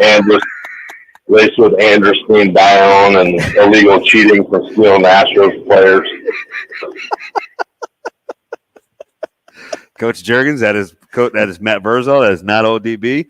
Hey, so on a serious note, like all those balls on the ground and stuff, and I was kind of talking to Coach Solich off air about like timing and playing multiple guys at places, because a lot of those balls are on the ground were like quarterbacks trying to stay with the center and kind of snaps being off. And I know Menning was getting some reps at center and stuff. Like, is that something that when you watch, you think inevitably they can fix the timing? Yeah, the cure. Well, first off, how was Frank? Was he awesome as always? Oh my gosh, he gave me a hug and he fixed my sternum. It had a little bow in it from wrestling with my dad when I was little, and he squeezed me. And I think he snapped it back into place. He's good. He was great, man. Yeah. It was you're a powerful human being when Clinton Child says he will never return to the University of Nebraska Lincoln. Oh, and but you come back and he was there. Yep. Like, that was awesome. That was super cool. So I think that's the first time he's been back since Miami, the reunion. No word of a lie. Right? Yeah. Oh yeah. That's the but yeah, it was awesome. Okay. Volume and rotation will cure all that stuff, because you can't have an expectation to not get a snap from a center, regardless of who the center is or who the running back is, to get the handoff correctly, because you don't know when that next guy will be in the game. And so you can't put it in a coach's mind to think, oh man, we can't do this because X, Y, or Z is in the game. You give them that ammunition, and then you have a whole bunch of stuff that you got to worry about. So volume, you got to get snaps. If we just keep them in order, Thompson and Sims and Harburg all got to get snaps with every center. But that's the value of the efficient practice system that they run. Now, I think what you saw in that game were guys probably trying to do a little too much and prove maybe a little too much too fast, when without the ball, the play does not operate. So got guys rolling out of it, maybe grabbing at the ball to make some cuts before they needed to. But things that through volume and repetition can be fixed easily. And punishment. Verz, Matt Rule talked quite a bit about on how he kind of liked his offensive line room maybe than people were giving it credit for. Were you able to see enough, or I guess anything, to learn if they'd improved it all over the spring or going from last fall to this spring?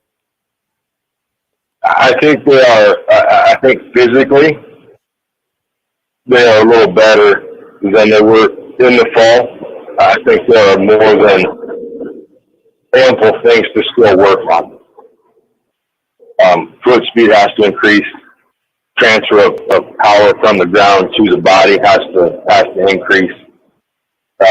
Learning a little bit more leverage would also be something. Just they're making progress forward, and it's a positive step coming from a fall to a spring. But now continuing to reshape the body and the explosiveness and the foot speed in the offseason is a big thing. Matt, a little bit of breaking news. Mitch Sherman just tweeted out 4 minutes ago, and I was wondering why my phone was blowing up. Casey Thompson has entered.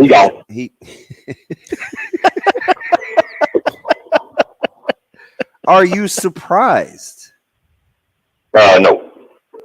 Nope. Okay, talk to me. For what they want to do and what he is, it's nothing against the young man. He's for what they want to do, which is have the quarterback be a viable running threat. That is not. It's something Casey can do. Mm-hmm. It's something he would prefer for the longevity of his career not to do. In my opinion, I don't know the Thompson family from Joe, so I can't speak for them. But with my eyes, that's kind of how I see it. And you got a guy that wants to be physical and he wants to run it.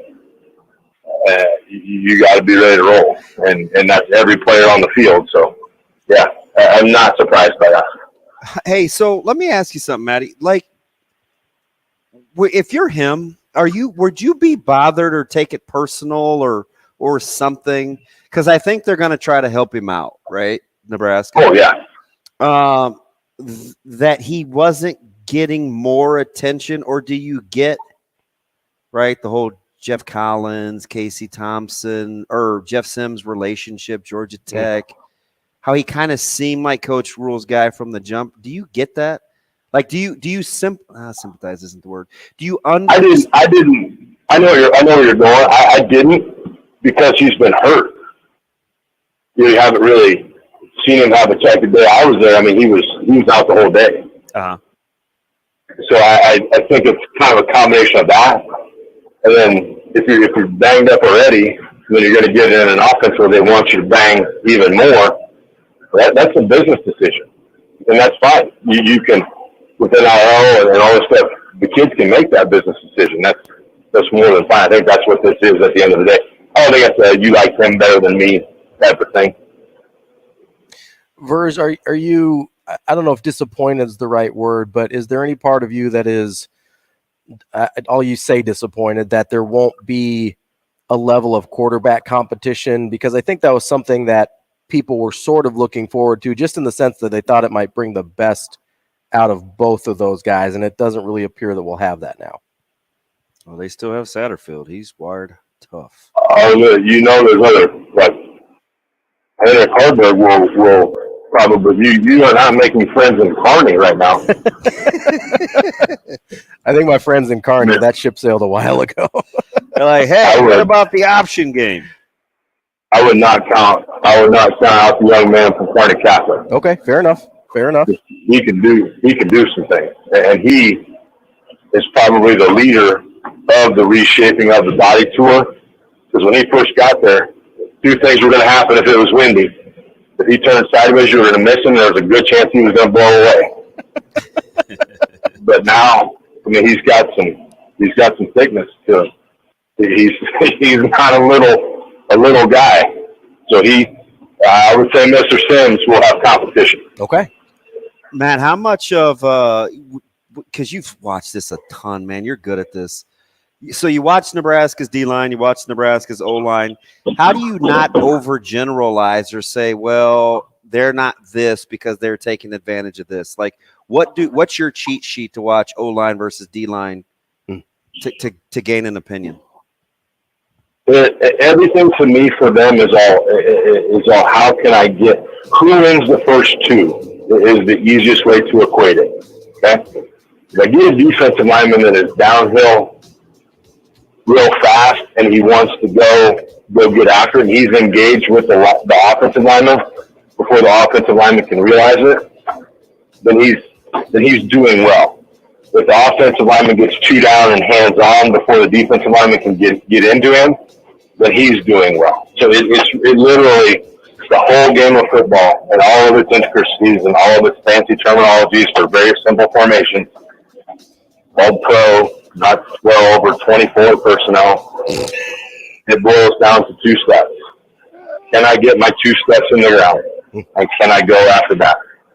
So that's one thing, I mentioned it before, is the main focus is going to be, we got to get work done with quick speed in the offseason. Like we got to become quicker, left, right, left.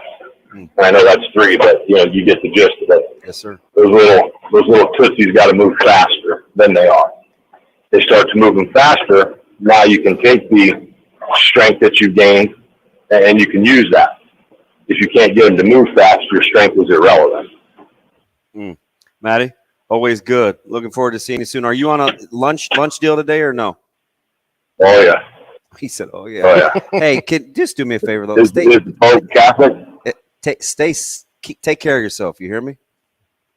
Oh no, we're running. I about passed out the other day. No, I know. I wasn't gonna go there. I had to take time out. Look, my guy Alex that you know at the oven, he looks at me and goes, "You all right?" And I was like, "I don't think so." Yeah. He kind of, Alex, right? Oh yeah. He shrugs his shoulders. He goes, maybe go home for a little bit. Yeah, you gonna be all right? Slow down there, Chief, man. I know how you bust your ass. Slow down and enjoy a little bit, okay? I ain't got time to enjoy it, bud. All right, well, we'll talk about that later. That's Matt Vrzal. Fantastic week of coffee and cream. Ravi, thank you so much. Absolutely. Thanks for having me. That won't be the end of us. AR-15 comes back next Monday. I don't think that's in bad taste. Don't I ain't say nothing for that. Coffee and cream. Back next week. Don't you miss it.